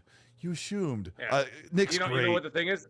Greeks, why do you guys put 2 starches in all your meals? It's ridiculous. You already have potatoes. Why do you need rice? Or if you're going to have the rice, why do you need potatoes as well? 1 starch is good enough. You're wasting money. Carry on. He knows what I'm talking about. Did you He try the knows what I'm talking lasagna? about. Yeah. Did you try the lasagna? Yeah. Yeah, good shout to Hargeet though for saying that Xbox has had some Yeah, Game of of the Year course, man. nominations, but I mean, He's come right, he's on, right. guys. What did I put in the vote? I don't even know how to run a show, honestly. Nah, don't worry about it. But I said, I'm careful about my wording. Like when I tweet, there's always a little bit of an angle in that tweet to work in my favor. I said, will you watch some of TGAs? And 76% said yes. 24% lied out of their bungholio. Of course they did. No, I'm Yes, just they did. Like Lied. I'm sure there's a couple of you that are gonna completely like boycott it. I'm gonna turn my phone over. I'm not gonna watch Jeff Keighley. Love it. Just Yeah, but love when Jeff that- when- Keighley. But when all of a sudden they see GTA, and then you see like when you see the pink spray paint of the V and then the 1 to show GTA 6, Yep. Yeah, let me see you turn your phone off and go, nope, not watching it, not no, not me. I'm gonna put my thumb over Jeff Keighley so I Yep. can't see him. I'm not gonna do it. Well, Still hot outside? Yeah, nah, you're gonna do it. You're gonna watch it. You're gonna watch it. He goes, is it still hot outside? He's dripping sweat. He's got that heat lamp by him, and he's sawing down some rubbery roast beef or whatever it was. Still hot outside? Because I'd love to go out and take a break where it's hotter. And yeah, the Golden Corral dude. I'm gonna put him on the show. Let's get him as a guest. Golden Corral guy and Special Nick. Even if he doesn't know anything about gaming, I don't care. I just want him to talk. Just talk about random things. Carry on. Briefly, I'll bring up Gears 6. Special Nick has been talking about this Marcus Phoenix collection, which is a necessary game, especially for PC, but not for Xbox. It's already kind of remastered. But Jez Corden said at E3 in LA in June, he told me that he heard that Gears was supposed to be revealed at the showcase in June, but they decided to wait and reveal it soon. Well, that was in June, and now we're into December soon, and are they going to reveal it at the Game Awards, or are they saving it for Direct? I mean, this seems like a big moment to show how. For Direct. Okay, so let's talk about Gears 6. They have to wrap up this story with Kate, but I've got a weird angle I want to put on it. What do you think? All right, cool. Okay, what they need to do, I think, is they're going to have to announce both. So what you do is you announce the Marcus Phoenix collection first. Okay? Unreal Engine 5, assuming that everything that we've heard is true. Assuming. Assume that everything we heard is true. An Unreal Engine 5 remake of the original not remaster of the original games. No, remaster what? 20-year-old games? Give me a break. What are not we? Even 20. What are we? Whatever, PlayStation? 17. Yeah, ridiculous. It's like when Rockstar released the Grand Theft Auto trilogy. You remastered 20-year-old games. No one's playing that. You know what I mean? No one's putting a fresh coat of paint on tank controls. Give me a break. You got to remake it. So you remake it from the ground up. Whatever else. Blah blah blah. You get the Marcus Phoenix collection out the door. You talk about that. You put a release date on it. Everything else coming day one in Game Pass and blah blah blah blah blah blah. And then you drop the trailer for Gears 6. And wouldn't that be funny? For Gears 6. Remember how they did when they revealed Gears 5? They did the thing about that silly little mobile game, the Gears Mobile. Oh, they did, didn't they? The Gears Pop? Remember that? And then, Gears Pop, and everybody's like, oh, so that's the Gears announcement? And then basically it was like just kidding, and then they showed the actual Gears 5 trailer or whatever. I think they do the same thing, except instead of a joke, you're going to show the Marcus Phoenix collection damn serious and say. Then you get people in the mood, like, oh my gosh, nostalgia, assuming that's what they want to do. Right, and then what you do, you get people to brush up on the history of the game before you launch the new game, right? And that's why you release the Marcus Phoenix collection well before, so that everybody gets a chance to play them, play them, get their 1,000 out of thousands if you can get seriously 1.0 and 2.0. Places you guys like, we're getting Gears 3.0. Yeah, sorry. Right. Sorry, and get that achievement. Anybody got that achievement? Hey, anybody in the chat, please tell me 2.0? Yes. If anybody's got Seriously 2.0 or Seriously 3.0, because that deserves a round of applause and a shout out for anybody. I think I have Seriously 1.0 or the first Seriously one, but I think everybody has that. But no, but 2.0 and on. Woo! So what is it? You have to kill 50,000 locusts or something? Dude, it's not just that.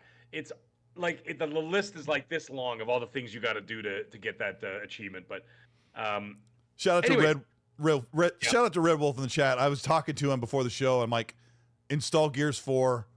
Forget the old ones. We're gonna play them. I got a hot take. I don't think Gears, let me hear it. I don't think Gears Ultimate looks nice at all. It doesn't look nice to me. And now it's up to 4K, but it looks so bland and it just needs an update really bad. And Gears 2 looks a little better. And then I was playing Gears 3 a couple years ago. I think after Gears 5, I went back and played Gears 3 again. I'm like, these just don't feel as good as 4 and 5, the movement and the gun and the aiming. It's like, and I was playing Horde mode on Gears 5 right up until we went on the show, and I was like, oh my gosh, I'm so rusty on this, but it just feels so good. Here's my hot take about Gears 6. We'll get into Gears 6 right now.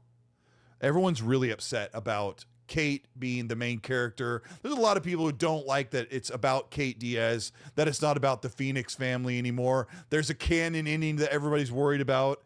Here's my hot, crazy take that the Coalition should do with the story moving forward.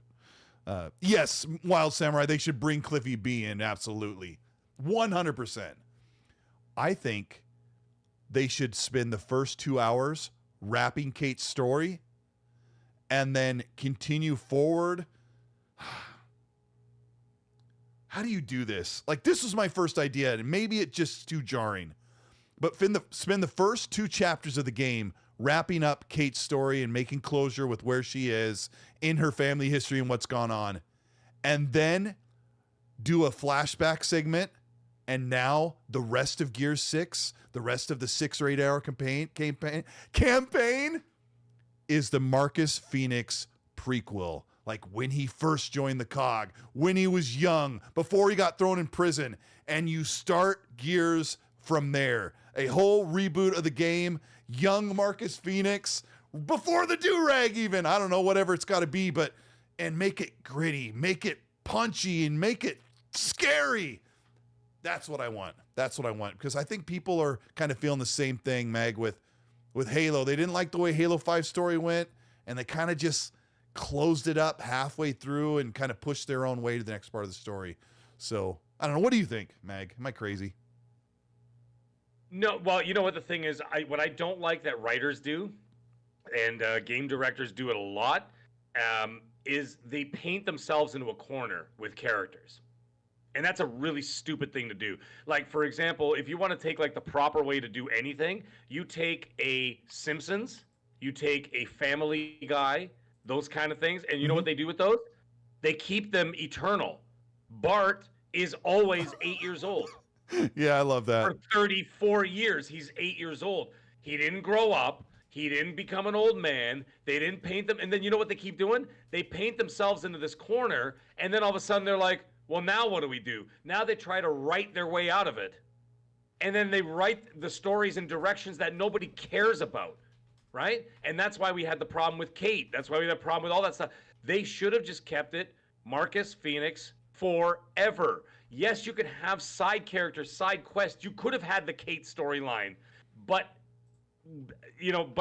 through the eyes of Marcus Phoenix, right? Keep especially in video games, because they're not real people, right?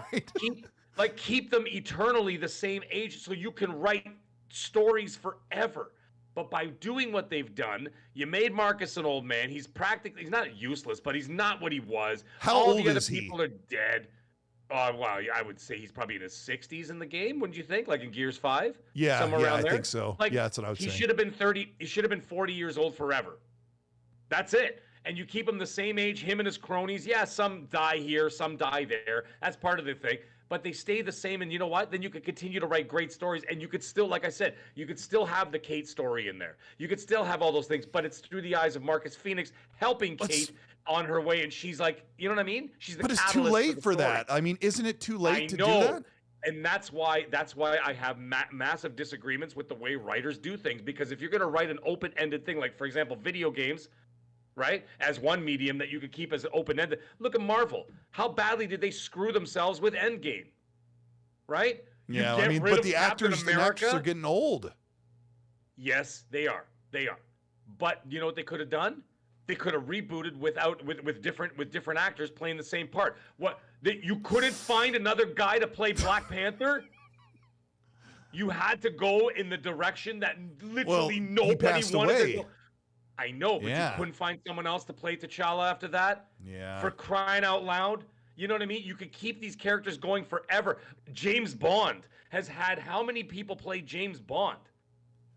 Yeah. What are we talking about here? 4, You know what I'm saying? So 5. I don't like what they've done. So yeah, no, more than that, I think. It's got to be more actors than that play James. Either way, it doesn't matter. The point is that they keep doing that, right? In the story with Gears, they should have continued on from where they left off, from 3. Yeah. and then carry on from there. And you could, like I said, you could have had all those stories. They could have been the catalyst for those stories, but you would have kept the focus on a 40-year-old Marcus Phoenix so that you don't write him out of the thing. What's going to happen after Gear 6 now? What's going to happen? There's no more Marcus Phoenix. What is he going to be, 80 years old? You know, I'll get you in my cane. Like, what is he going to do at that point? Through the Gears story, a couple of key characters have left the story, have like had their end, and I'll save that for people who haven't played through the Gears games. Sure. I know what you're talking about. Yeah. Yeah, you have to be really super careful. And when you're talking about this, and I think about these sitcoms when they're like, Jenny has to go off to college because she can no longer play a 15-year-old when they're in like their 8th season. But this isn't the same thing in the video game. So why did the Coalition say, all right, we finished Gears 3. We're going to make our first game with Gears 4, and we're going to have Marcus Phoenix's son. They fast forwarded on purpose 25 years or whatever it was. I don't know how old JD is supposed to be. But yeah, they fast forward 25 to 30 years. And then when you play Gears 5, you fast forward another few years. So interestingly enough, Mag, the poll I put up did not go the way I thought it would. I said, what do you want for Gears 6? A Marcus prequel or a Kate closure story? And 52% are saying Kate closure story, which I'm surprised. You know what? But you know the thing is, though, at this point, you've already got 2 games with her story in it. You might as well close the door on it and just finish it.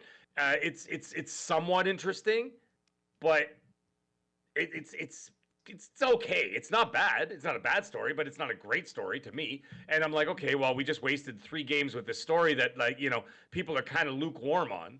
You know what I mean? Like, people are going nuts for the story. I mean, like, the campaign's so great, and the way that Del and Kate interact is so well done, and the way the bombshells are dropped are so well done. But when you step back and look at the story, you're like, oh. Yeah. But I mean, that's it's got nothing to do with her being like a female or anything. I actually prefer to play as females in all the games I play anyway. And she's a great character, I think. Yep. Yeah. Whenever I get to choose a character, I never choose a male character. I always choose a female character, and I design it myself. Yep. I prefer it that way.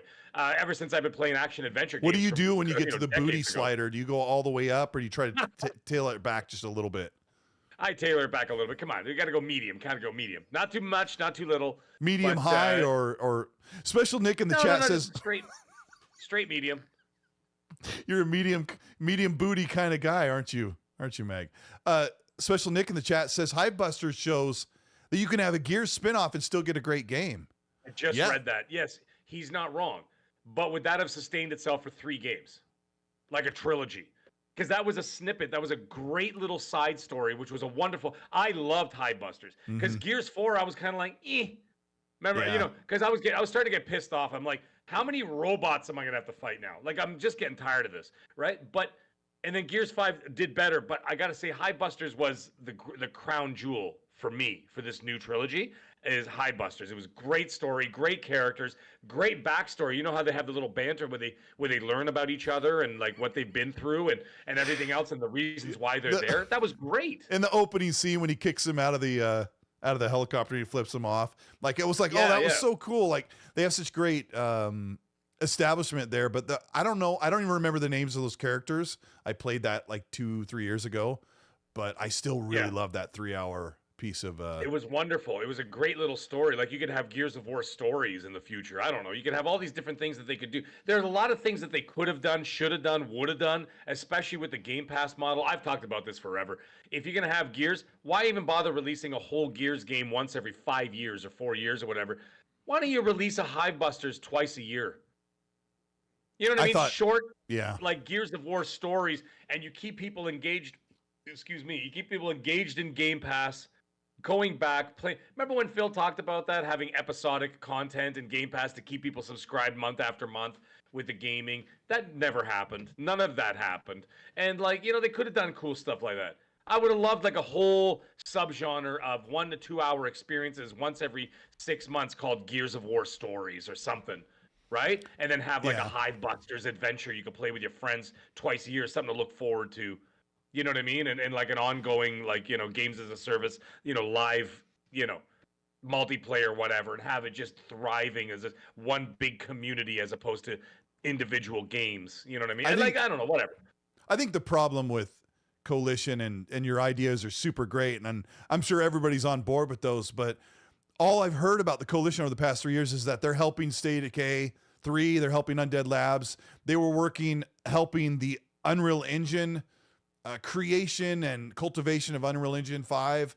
They were also helping with the demo, the Matrix demo, and they've sent experts from the Coalition to help on other games and help other studios. And I'm like, where's the time to do your amazing idea and to have them make these short 3 to 5 hour expansions? But maybe the rest of us would rather have them not work on smaller stuff and just get ready to bring Gears 6 out because Gears 6 could be a reality.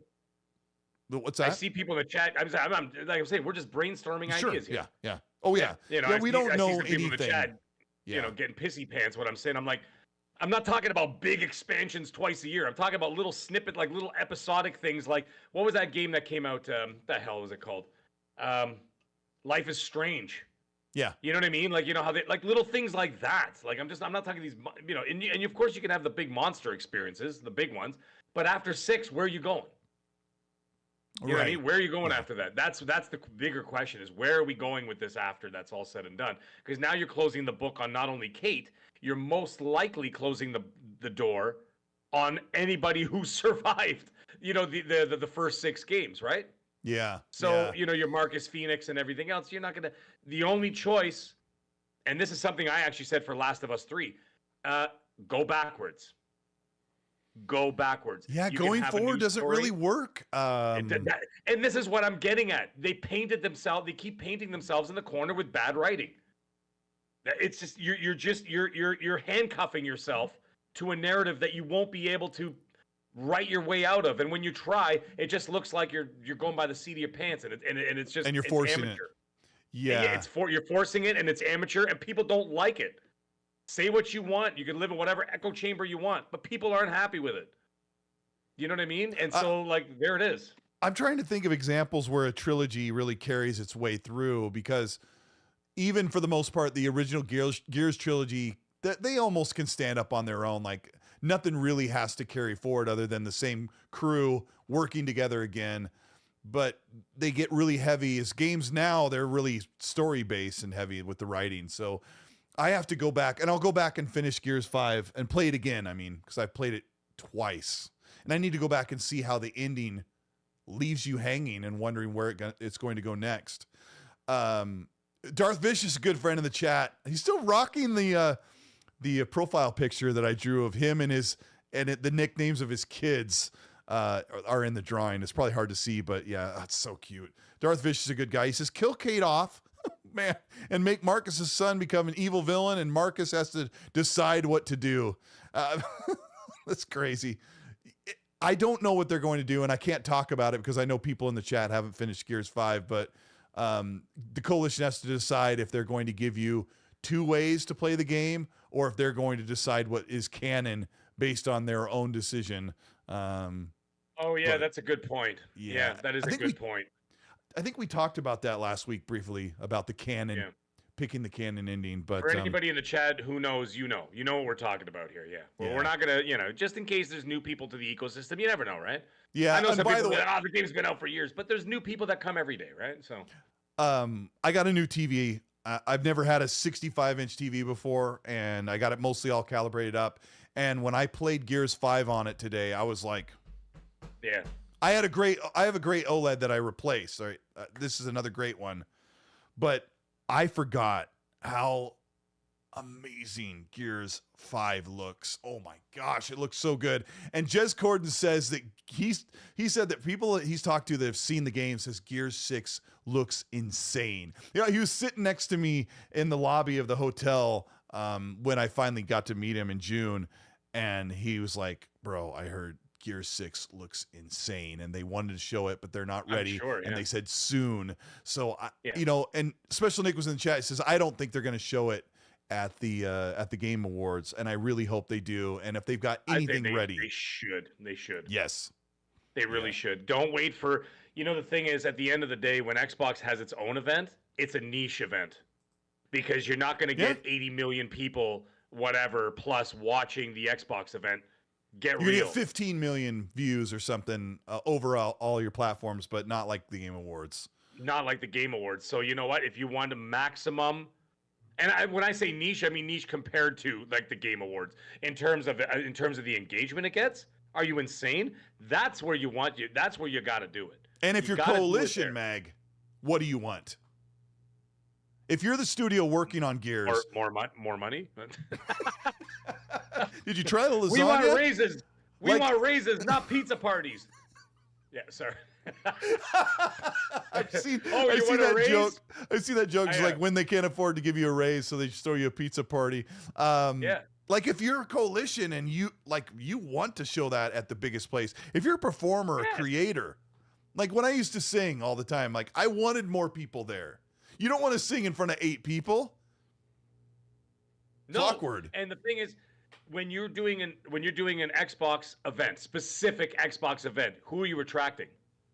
You're attracting the Xbox fans. Yeah. That's it. That's it. But that's not who you're after. Because when you announce Gear 6, the Xbox fans were already going to be there. So you're literally just you're Well, creating 24% won't. Yeah, you're creating a redundant event. Like you're going to reveal something at a show that people were already going to play anyway because they're already in the ecosystem. So Yeah. that's not how you grow your business. How do you do it? You're supposed to show it to people who do not play on Xbox. That's what you're trying to do. Yes, thank you. That's Like, why what you the need to hell be at is the Game wrong with Awards. everybody? Yeah, You're marketing like, to the people who are not quite convinced that they need to even bother with the Xbox Thank ecosystem, you. or should they be excited about Gear 6? Then it's on that big screen or it's on that huge stream with all those people, and they're like, man, Gear 6 looks fire. I got to say, Special Nick piped up in the chat and said, I would love to be wrong. I do think, he says, I'm saying they should. I just don't know if they will. And I'm 100% in agreement with him. I probably feel the same way. I'm not sure they will, but they absolutely should. And I'm glad he said it that way because that really needs to be said. And it really goes along with, I don't think we're going to even get into the Xbox tax today because we've been going on too long and it just gets so negative. But if you take anything from anything Meg and I have said about the Xbox tax, it is really about Xbox needs to go above and beyond. All right. Let me say this. I actually did have a couple of bullet points I wanted to cover because over the past 10 years, I've got some bullet points down here. Over the past 10 years, Xbox has been behind the curve. They've done great things, but they haven't done things to the level of their competition in a lot of ways when it comes to their games from first party. Now, they've done really great things, but they put out a great game and there's always a caveat. I'm just going to take the reins here for a second, okay? Xbox always puts out a really great game. The media gives them high marks, especially the past 3 to 5 years. If you look back at first party created Xbox owned games, they're always highly rated from the games media that you guys, and sometimes I think, well, they are very biased. They like PlayStation more than they like Xbox, but they've always given them their due. Their games are in the 80s. They're in the mid 80s. Sometimes they're in the low 90s. And that's a fact that you have to understand that even IGN, for the most part, has liked a lot of games that Xbox creates. So, but their games always come out with a caveat like, this is amazing, but this is amazing, but it's missing this. This is amazing, but it was delayed too far. This didn't have this or that. But when you step back, Xbox's games usually offer way more than the competition. A big campaign, a chance to play that campaign in co-op, a big multiplayer suite. It has the whole package. The Xbox has to push even harder. Now, when you talk about media bias, you have to understand that you're looking at reader service. It's as simple as this. Reader service meaning you're serving the large majority of the people that are going to come click and give you the ad revenue and the traffic for your article or your video or whatever it is from the games media. Now, remember, for 25 years, the PlayStation has been delivering the de facto, the tissue or the Kleenex brand of tissues, right? They've been the PlayStation, right? They've always done things. So you're looking at journalists who've grown up the most part of their life loving PlayStation and watching them do great things. Now, for 10 years, Xbox did amazing things during the 360, and then for another 6 or 8 years, they were kind of not doing a whole lot. So as a games journalist saying, hey, I think the best gaming platform is the PlayStation. You'll hear them say things like that because Xbox has been behind the curve. So media bias doesn't always equal the tax. The last thing I'm going to say, Mag, in this little speech is that Xbox has all the money, all the resources, all the studios, the best leadership. They have the best flexibility and value and best ecosystem of gaming. It's up to us as the fans to say, hey, make that work for you. Get out there and earn that. And we're not going to worry about the game's media tax or the Xbox tax. We should be pushing them to use those trillions of dollars that they have with Microsoft to do amazing things. And I think, yeah, maybe a little bit. If I'm going to side with you guys on the Xbox tax, maybe Xbox has to work a little harder. And even Phil said they have to work a little harder, but I think it's because they've been in a dip for longer than anybody else in this gaming platform. That's my speech. You're not wrong. And that's something that I've always said, is that the reason they're like, oh, well, why do they have to work harder? Because they're not putting out a consistently good product. That's what it ends up. They have amazing snippets here. Then they have amazing snippets here. But then they have a year where they just tank. And then they have another year where they just tank. And then they come back, and then they have a great set of games. You're like, wow, what a great year. And then the next year they tank. And then the next year they do great. And I'm like, and the problem with that is that you get people in, and then you lose them. And then you got people in, and you lose them. And so what's happening is it's the standard thing of one step forward, two steps back, right? By the way, Big Boy Barry says, why would non-gamers be watching the Game Awards? That is 100% not what I said. I said you're trying to attract non-Xbox gamers. Yes. You're trying to get PC, Nintendo, and PlayStation people excited about Xbox games. Not non-gamers. We're talking about that. Those other people are watching the awards too. Those are the ones that you're trying to attract with a big splash to go and say, holy crap, I got to get Game Pass for that. That looks hot. Yeah. That looks amazing. That's what the other companies have done successfully. When they showed Breath of the Wild on Nintendo, how many people went and bought a Switch? Or there were people who bought the game and didn't have a Switch yet. You remember that phenomenon? They sold like 20 million copies of the game, and there weren't even enough Switches to go around. But people were buying the game before they even had the console. That is the kind of splash they need to make, right? Same thing with 2018 God of War, whatever else, right? People lined up to go buy, and of course the Spider-Man. Remember the Spider-Man Black Friday? People were buying 4, 5, 6 at a time when it was down to $199 or whatever. Those are the kind of splashes you got to make. Now, I'm not saying console sales, but we're talking, Xbox is going in a different direction. They're going online. They're going with Game Pass, that kind of thing. If you can get that, if you can have 2021 consistently, the 2021 year that Xbox had, if you can have that every year, now you're running with the big dogs. Right? They had, just like you said, Colt, they got the money, they got the resources, they got the power, they got the developers, they got the studios, they've got the backing of the company, the corporation, they've got all of that. They have to stay out of those major dips too. Yes, that's what I'm saying. You've got to stay out of the dips, man. You cannot. And that's why they have to work harder, because they're still trying to win people over. The other ones have already won people over multiple times over multiple generations. And the last time that Xbox did it consistently was the Xbox 360, and that is why people still talk about the 360 to this day. Because they were banging on all cylinders. They consistently rocked the house. They even had the red ring of death, and that couldn't even take the console down. Yeah, that's true. You know what I'm saying? Yeah. They couldn't even take the console down with the red ring of death, and it still rocked the house. Year after year after year of consistency. And that is the thing. When people ask me what are the best restaurants, because I've been in the business almost 30 years in hospitality and everything else, right? Mm-hmm. They said, what are the best qualities of the best restaurants and the best hotels and the best hospitality? And you know what I say? It's all about consistency. That's all it is. So that when someone comes in and has a dish and say, God damn it, that was the best whatever I had, and they go back there 6 months later and it's not exactly what they had the last time, you failed. Yeah. And you lose that customer. And that is exactly the analogy that I wanted to leave everybody with tonight. And it's not a negative, it's a positive. It's something, now they've got everything in place. They've got ABK, they've got the Bethesda, they got all that other stuff. It's all ready to rock. Now you got to do it. Now you've got all the stuff there. Put it on paper. Put it on the table. Mm-hmm. Let's eat. Put it on the table. You got all the food on the stove. Put it on the table. It's time to eat. and let's do it consistently, and then they won't have to work so hard once they prove they can consistently do it. Well said. The consistent thing is so important because as fans of anything, we're very, very fickle. Like, think about music. When a band puts out a great debut album and then the next one kind of sucks, and then the third one's pretty good, you're like, I guess I don't really like Third Eye Blind as much as I thought I did, right? And that's how you get. And I was a big fan back in the day. But it really is about that consistency. Now, let me give you the other side of this really quick, because Jason Lewan said they've got 40-plus studios. There's no excuses. And absolutely right. And I think something like Redfall will probably never happen again. After they got burned so hard, I don't think Xbox will allow a game that they've seen look undercooked bite them in the rear end like they did.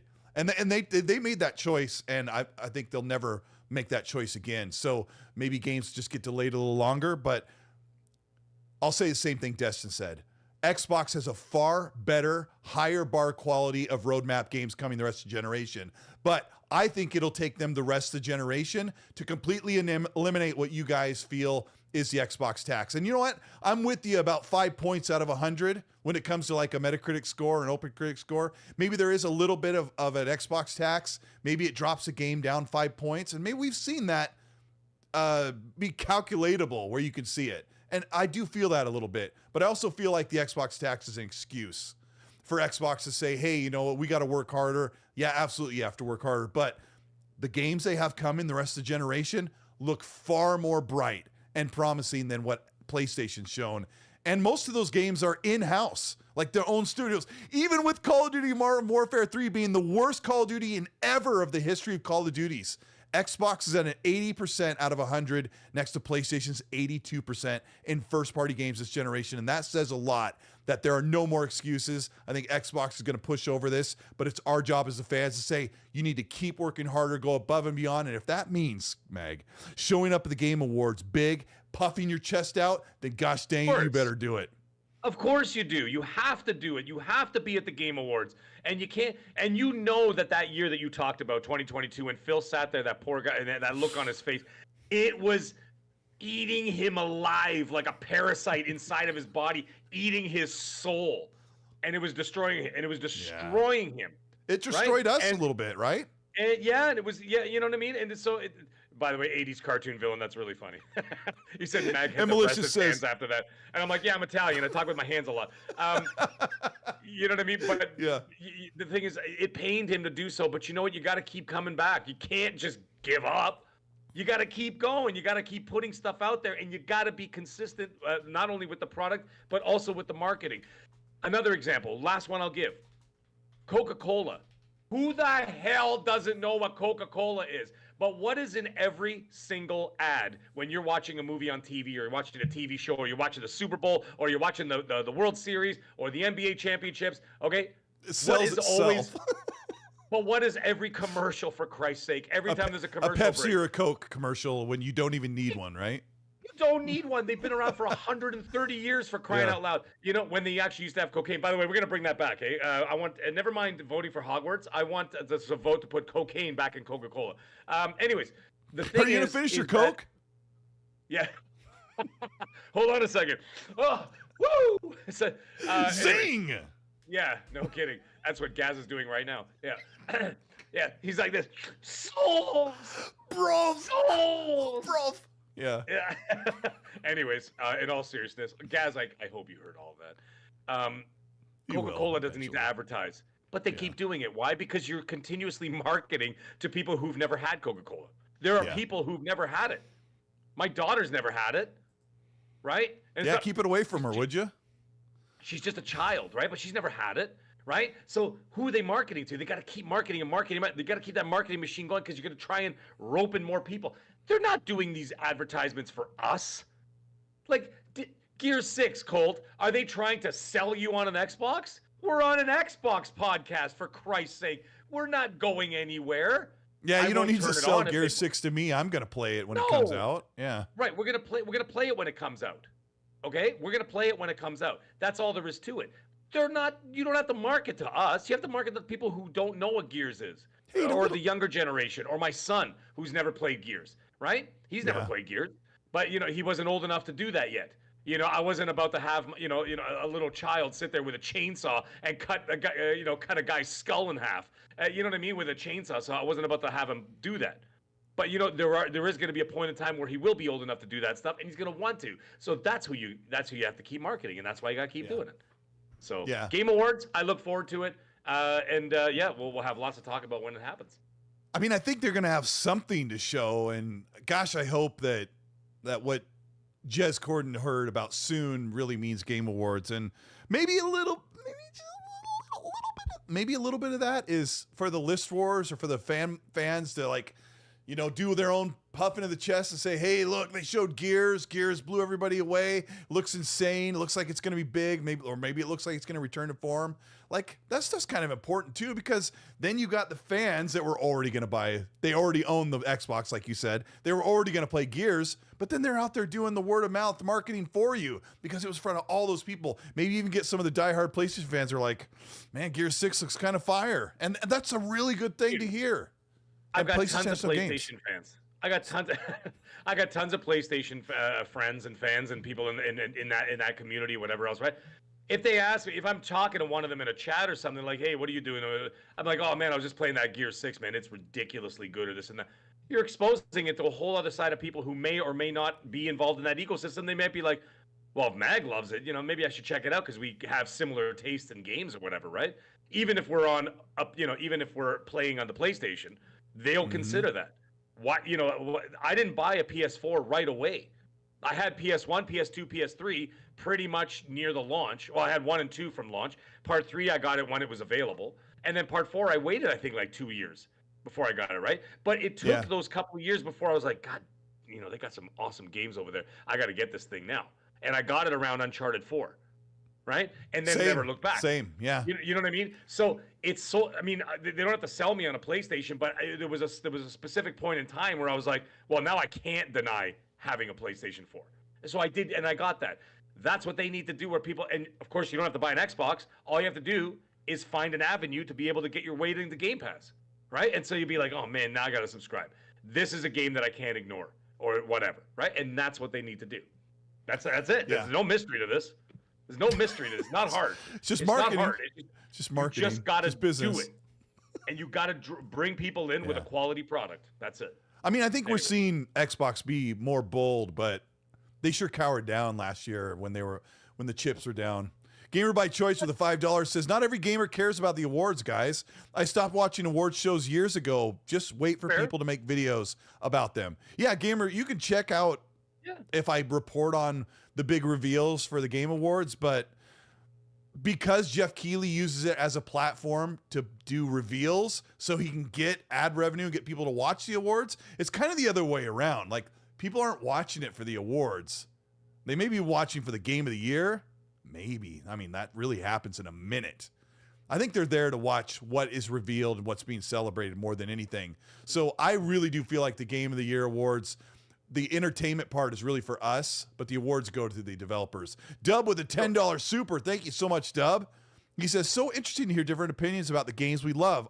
I love the Gears 5 story as it dove more into the Locust lore, but I felt they played it too safe with gameplay in Gears 4 and 5, in my opinion. And I think so. I agree with that. Yeah. They added some things, and they added a bunch of, they doubled up the weapons you could use. But especially in 4, Coalition said, we just had to make sure that we could make a Gears game, and we did play it safe. They admitted that's right. They played it they admitted it out loud that they made it a very safe, middle-of-the-road kind of game and whatever. But, yeah, it is what it is. You know what? Listen. Do you have any more super chats? Because I was going to say one funny thing is... Go ahead. Go for it. Go ahead. No, it's because you're on... I was going to say... The only thing that we got to worry about now, not worry about, we only think we're going to think about when it comes to this Game Awards, and this is something that we should all be thinking about, because I think this is going to be the hottest story that I think that everybody's missing. Who has the marketing rights to GTA 6? That's going to be the big question. And that is what's going to move, that's going to be a big mover and shaker in terms of the trajectories of where the consoles are going in the future. So it's going to be very interesting to see. I think it may be PlayStation. Well, I think it may be. They had. I think they had GTA 5, and I think they had Red Dead 2. So. Yes, they did. Yeah.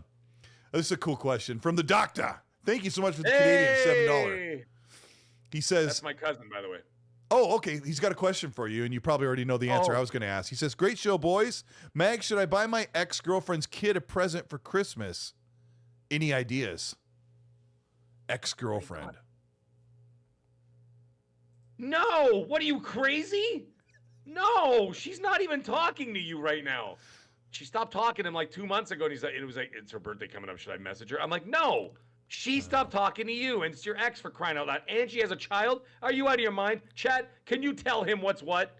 Tell him what's what. The child gets nothing. It's got nothing to do with you. It's not even yours. How much does the Joe doctor... Dunmore? What's up, buddy?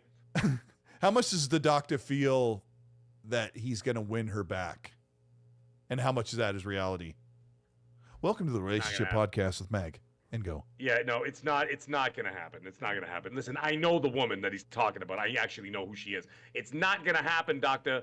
Okay, it's not going to happen. So don't even think about buying her child anything. Whatever. You're not involved. Now, we're both dads.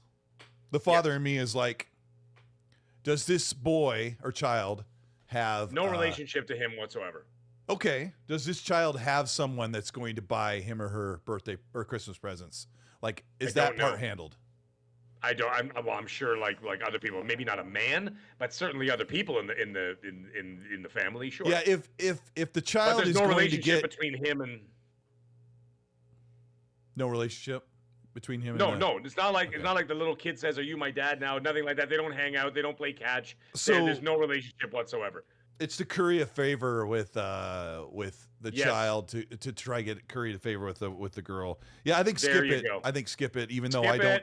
Yeah, I think skip it. Save your money and buy RoboCop, because I'm going to buy RoboCop tonight. I think that's interesting. when that question, to end the show. Yeah, and when that question comes up, I'm thinking, man, to deal with that stuff, like you get different problems. It's heartbreaking to see children that are abandoned or not taken care of or whatever. I can't stand that stuff. That's the one thing that drives me insane. The psycho in me comes out when I find that the kids are not treated well and everything else like that. I'm a lunatic for that stuff, and I'm a savage if anybody hurts a child mentally, physically, anything like that. No. You ain't gonna make it if I get my hands on you. But the thing is, at the end of the day, if you have literally nothing to do with this child and you're just using it as some kind of leverage to get her back, hell no. You're going to be out $30, and then there won't be anything that comes of that, I don't think. But if that child did not have anybody that was going to, get the Polly Pocket or whatever kids play with these days, I don't know. I don't know. Buy him some Robux or something. I don't know. That was a news article this week that 90% of children want digital games. They don't want physical, or they want currency for Roblox or stuff like that. Yeah, they absolutely. My kids have 2 Christmas Santa lists on the fridge, right? Yeah, and they write down all the stuff that they want. Dear Santa, blah blah blah, and they write all their stuff down. And what's on it? On both of them, Robux. Yeah. My kids do the same thing. We get the Fortnite card or whatever, and we throw it in the stocking. With the V-Bucks, a V-Bucks card or whatever. But they specifically ask for Robux on theirs because Roblox, I know it's always been big, but it's getting even bigger now. Mm-hmm. And so it's getting really good. Like, actually, the quality of games that these independent developers are putting on there are actually quite remarkable. My kid played it for 8 hours during the Thanksgiving weekend one day with his friend, and then when he got off the computer, he was like, "What?" I'm like, "Hey, buddy, you Earth to Sun, are you there?" He's like, "What?" Oh my gosh. It's so funny, by the way, we're talking about this, trying to wrap the show up, and people are still telling the doctor, like, "No, man, just walk away." Yeah, somebody said give that money to a food bank. Yeah, there you go. Do that. Yeah. Do that. Help somebody out, especially these days, man. Times are hard for a lot of people out there. Yeah, we really appreciate you guys, and I know the Xbox tax stuff is not fun to hear, and I'm not too worried about it, honestly. I think Xbox is going to start doing really great stuff as these games come out, and it's going to take a while for the media to come around to it, and maybe there's your Xbox tax. Maybe the media isn't going to love Xbox like the darlings that they love PlayStation, but that's just how it's going to be for a couple years. But oh well, I guess it sucks. It does suck. Like, I hear it, Mag. This has been a What are you great gonna do? show. We really appreciate you guys for everything you do, Mag. It's so good to have you here. Sometimes when I get the show, I get the little jitters before I start the show, and then I know Mag's going to be here, and he's going to make everything okay. Or worse, one of the two. There's no in between. There's no in between with me. It's either okay or bad. Or just this So- derailment train on fire landing into There you a puppy factory Yeah. that are all in their eggs. We really appreciate you guys. This has been a good show. This is episode 127. I'll have this up on Spotify, Apple, and Google Podcasts. After I eat, I will sit down and do timestamps, but I have a feeling that the whole timestamps just going to be like, did you try the lasagna? Is it still hot outside? Exactly. Thanks a lot, guys. We appreciate it. I'll get the outro going. Mag, tell everybody what's going on and where they can find you and, Yes. all that stuff. Did you catch the game last night? That was another one he said. Yeah, listen, it's been a pleasure. We'll be here next week. I am still behind the scenes working on something special. I got something else coming up. Also, I will be doing sometime next month. I will be doing a Christmas special show. And I'm not going to announce with who or where or when. It's going to come soon. But I'm going to be doing a Christmas special show. It's going to be hilarious. It's going to be 2 hours of absolute insanity. So it's going to be a lot of fun. So I got a Christmas special coming up. I got some little videos coming up. I've got a new show coming up. There's all kinds of crazy stuff going on. So there's a lot cooking for the mag right now. No pun intended, considering my career. But either way, I'll keep you all informed. I'm sorry to be so vague. I'm just waiting to nail everything down. Once it's all down, you'll get the reveals. You'll get everything else. You'll get the announcements. So I'm really looking forward to all that stuff. It's going to be a whole lot of great stuff and a lot of new content coming out at the end of this year and going into 2024. So it's going to be a lot of great time. So anyways, everybody, chat, you guys have been amazing. Every single last one of you. Awesome. Love you guys. And you know what? I look forward to all us trash talking each other all next week and having some fun in the chat. So anyways, have a great night. We'll see you guys all next week. Thank you, Meg. Keep an eye out. I'll try and get some video content up. I've got a couple ideas I'll work on, but I really appreciate your support and sticking with the channel when times get quiet. But we're having a good time, and I really appreciate the community. We're out of here. We'll see you next week, and hit the like button on the way out because it's your civic duty.